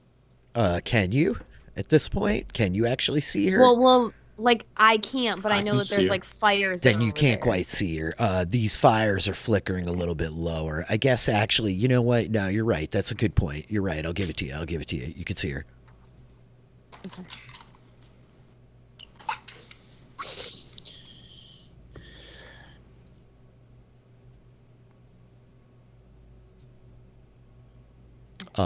Okay, so let's do that for the sake of light. So, Also, just another weird question. Does Eerie, like knowing, being a wizard and a practitioner of magic, does she think that like the Baroness is like casting some sort of Make an Arcana spell check. as she's doing this chanting? 17. Yeah, that was like a Okay. blood sacrifice to her goddess of the storms, Virago. And she is like, yeah, doing some crazy magic. She's in the middle of a spell right now. Okay, great. Well, that decides my next action is what that does right there. It's something to the extent of like control weather. Yeah. So yeah. Eerie, you're like standing up here. You've like made it to the top. You tap that guy's shoulder. He's distracted. Hulrick, you manage to like crawl over the edge. Crixus, you're like shimmying up the ladder here. I'm gonna have you, Crixus, make a stealth check. 20! I have my hand axe at Oh, throwing. hell yeah. Crixus, if you would like to put yourself up here on the ground next to Hulrick, you may, unseen. Oh, it's already done. I just did. I didn't mean to. I'm sorry. I get carried away sometimes. You now have climbed up, which I'm going to say then, Eerie, what exactly do you want to do? Are we going in order? Or is she getting 1st We're shot? like 'Cause she cycling was up down here. through initiative. Like you just climbed up, Crixus climbed up, Eerie, what do you want to do? I think Eerie like walks up to like where Crixus and Hulrick are standing and like tugs at them and like whispers like, I want to burn. Make a stealth check. Okay. With advantage still? Because I'm No, invisible. because you're speaking. I'll give it to you with advantage. I'm really being a dick here. She's whispering. She's whispering. 5 feet away from two separate fucking people. Yeah, guys. no, that's 5 fair. feet away from two separate people. It's in the rain and pounding. So she like whispers that, okay, and then that's your action. You just waiting? Well, it like is that like a free Yeah, that's action just or you a speaking. bonus Yep. action? So do you guys respond in any way in this moment? I have my hand axe. My hand axe are throwing in my hand. And I give you the thumbs up.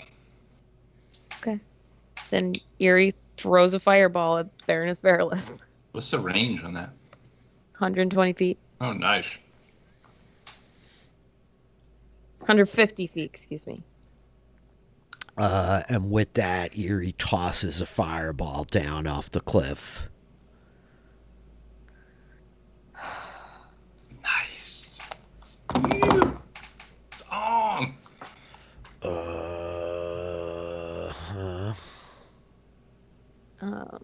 also, let me just. Oh, come on, roll 20. Please don't be a jerk to me right now. I really need you to work. I can't scroll like past a certain point, and I needed to Oh, scroll. I know when it does that. It makes me actually berserk. Officially, like berserk. All right, I need this. Well, fireball explodes. And then I'm going to spend a first level spell slot to add 2d10 force damage. Add 2d10 force damage. Bam. She makes her saving throw. 20! Because she's annoying. And then proceeds to cast Absorb Elements. So go ahead, roll your 2d10 force damage. Let's get your damage totals. Yes, I did up. 16. Oh, nice. So that's 43 points of damage to everybody who failed their saves. What's your spell DC? 15. 15, yeah. Yeah, and I think it's a like it's like a green, like just a crazy explosion. And I think it's force. Like I think let me double check that what happens, but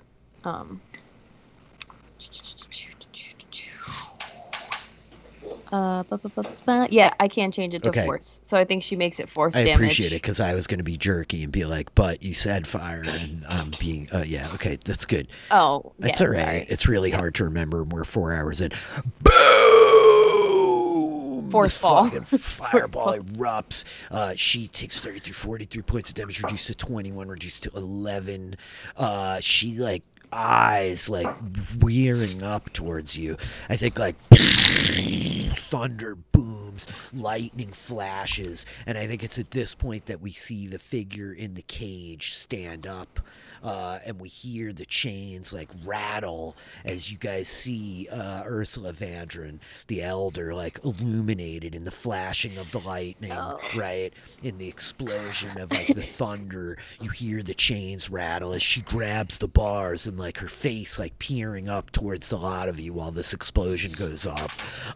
So, gentlemen, lady, it's 10:01. Oh, no. I'm just going to ask. I just want to take everybody's temperature because, like, I'm not trying to grind us out. Where is everybody feeling tonight? Be honest. What do you want to do? Should we pause? Is this the dramatic, climactic cliffhanger? Or do you guys want to hang out for a bit and push into this? I'm ready to roll. That part was it. I'm okay. not. That's fair. Mike, where are you at? Yeah, no, I'm good. I feel this. I feel the same. I'm kind of a little You're tired burnt and would like to put a pause in it here. Okay, Taylor. Yeah, because I think it's a great scene right now, and I don't want to be dull. Right I don't now. want you to be dull. That's my problem. This is like a big, dramatic, very like relevant scene to everything we've been doing here, and I want everybody to feel good. So, like, I'm inclined to say, with that opening salvo, a fireball erupting around the Baroness, Rogash's like heads up body like plummeting off the cliff, the lot of you like clinging to the side of this ladder up here on the high pass of Titan's Hall while the rain pounds onto all of you. The scene fades to black, and I think that we see at the title card at the bottom of the screen 3 days ago. And we see a moonlight on the side of the mountain. A small silhouette with a shadow almost trotting along a winding path. And I think we hear a voice like, your friend sent me back to help you all. What do you mean to do?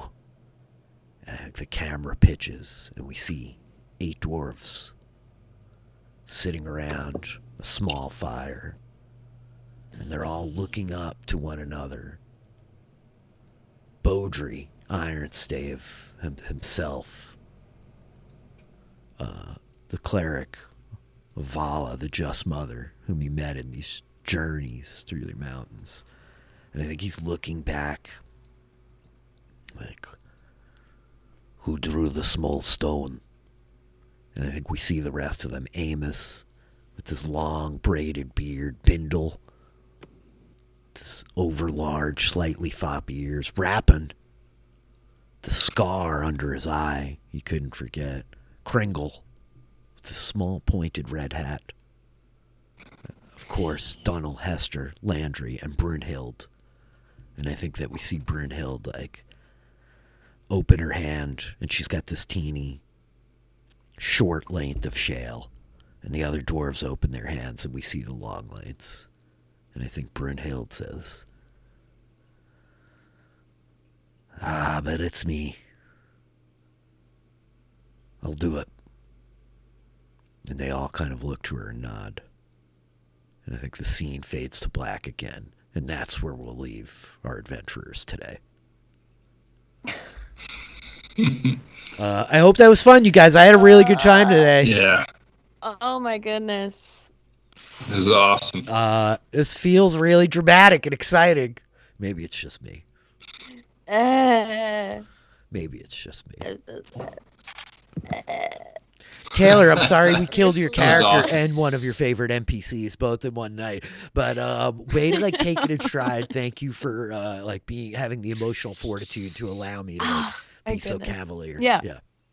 If Crixus would not have rolled the natural one on that freaking like whatever check that was with Sharp, like she would have like talked to you guys. It's fair. Sometimes we follow the dice. the- Sometimes we follow the The dice. dice, man. This was Also, I have a point of order Please, yeah. question. You said that she was in the middle of casting, Mhm. right? So does that? I don't know the D&D rules of that in the middle you of should, casting as a you're spell. now like a dungeon master now. The question is, I know. does that warrant her making a concentration check? It Yes. does. Anything could warrant a concentration check. Straight up to like trying to cast on the rocky like deck of a boat, right? She made Also, a concentration what? check. Yeah. Yeah, Mhm. great. That's a great point of order. What halved the? Also, she got half damage because she succeeded, but she also halved the Mhm. half. Just Make because. an Arcana check.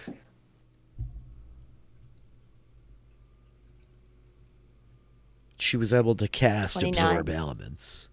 She burned her Fourth reaction. damage isn't affected by absorb elements. It though. was fire, I thought, was where it resolved. That you couldn't add mix on the same round you added the extra damage, Oh, I thought, okay. was like what you were saying. Oh no! So one is alchemical casting, which I just like. You burn a spend- spell slot for extra damage.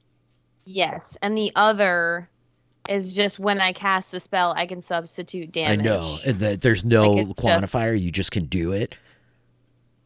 When I cast a spell with a spell slot that deals acid, cold, fire, force, lightning, blah, blah, blah, blah, blah, you can substitute that damage type with one other type form in that Okay. list. I thought, You can change only one damage. to a yeah. space I thought you were like just saying no, you couldn't, and that's why I was being like, oh, I'm glad you didn't, because you said fireball, and I'm being very Oh. litigious, and so like I'm gonna use Oh absorb no, that's elements. if that's your call, I totally Okay. understand that, and I like. I'm will just take gonna that be for sure. litigious as a DM there and be like, you know. Yes, no, that's Yeah, totally at fair. episode 25, like, call your shots. This is me being like a dick. Yes, I'm rarely no, a dick, but 100%. occasionally I have to be a dick. It is my name. I am the Dungeon Master. This This was really fun, you guys. I enjoyed this tonight. I hope it was cool. I feel like we have a really exciting spot to come back to. We will not be back tomorrow night. We had specifically aimed for today because we knew we couldn't make it tomorrow. It's been like a hectic couple of weeks for scheduling. This is like a tough game for us all to be able to make sometimes, and we only have short windows. So I was very excited to spend the long afternoon with all of you. It's been too long. Thank you all for like maneuvering your spots to make it work. So yeah, this was wild, you guys. I don't know if it's like feels like it's delivered. Yeah. Yeah, I mean, yeah, the cutting the head off of Rogosh and then a giant storm coming in. Yeah, no, It's exciting stuff. I think It's a cool right scene there. that we're like lingering on. There's a lot of stuff down here, maybe not as much as you expected.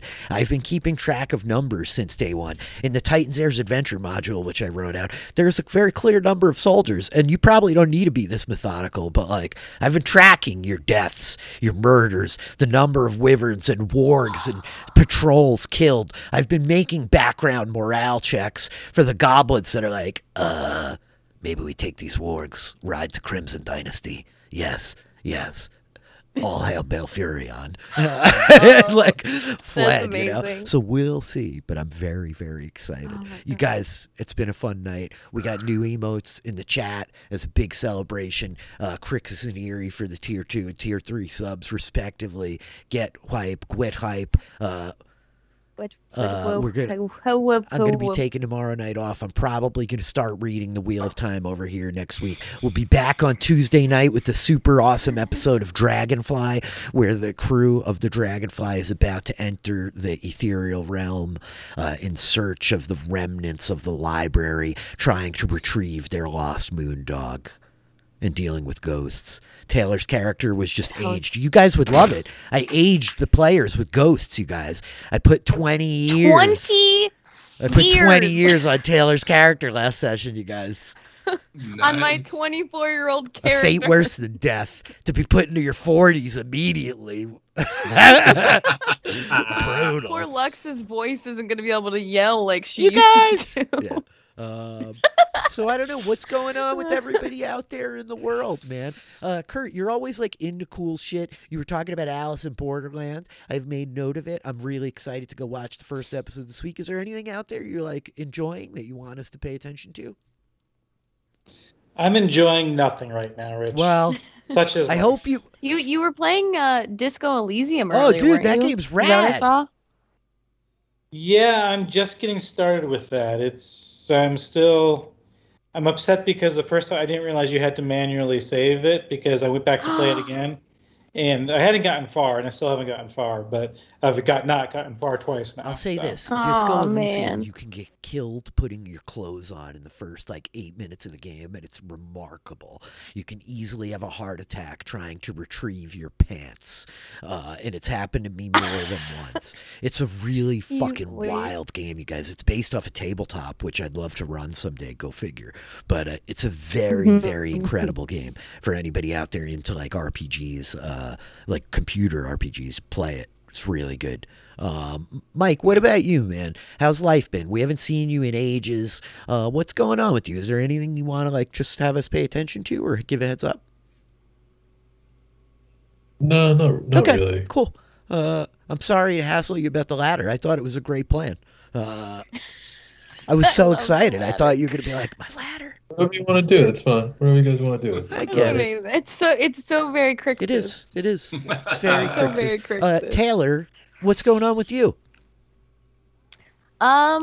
Not much. I'm still trying to get like my head wrapped around this like new Yep. schedule that I'm dealing with work Yep. and stuff. I would like to be back at with Dragon Age soon, so just keep an eye on my Twitter at Ronnie422. And Survivor's Huzzah! back.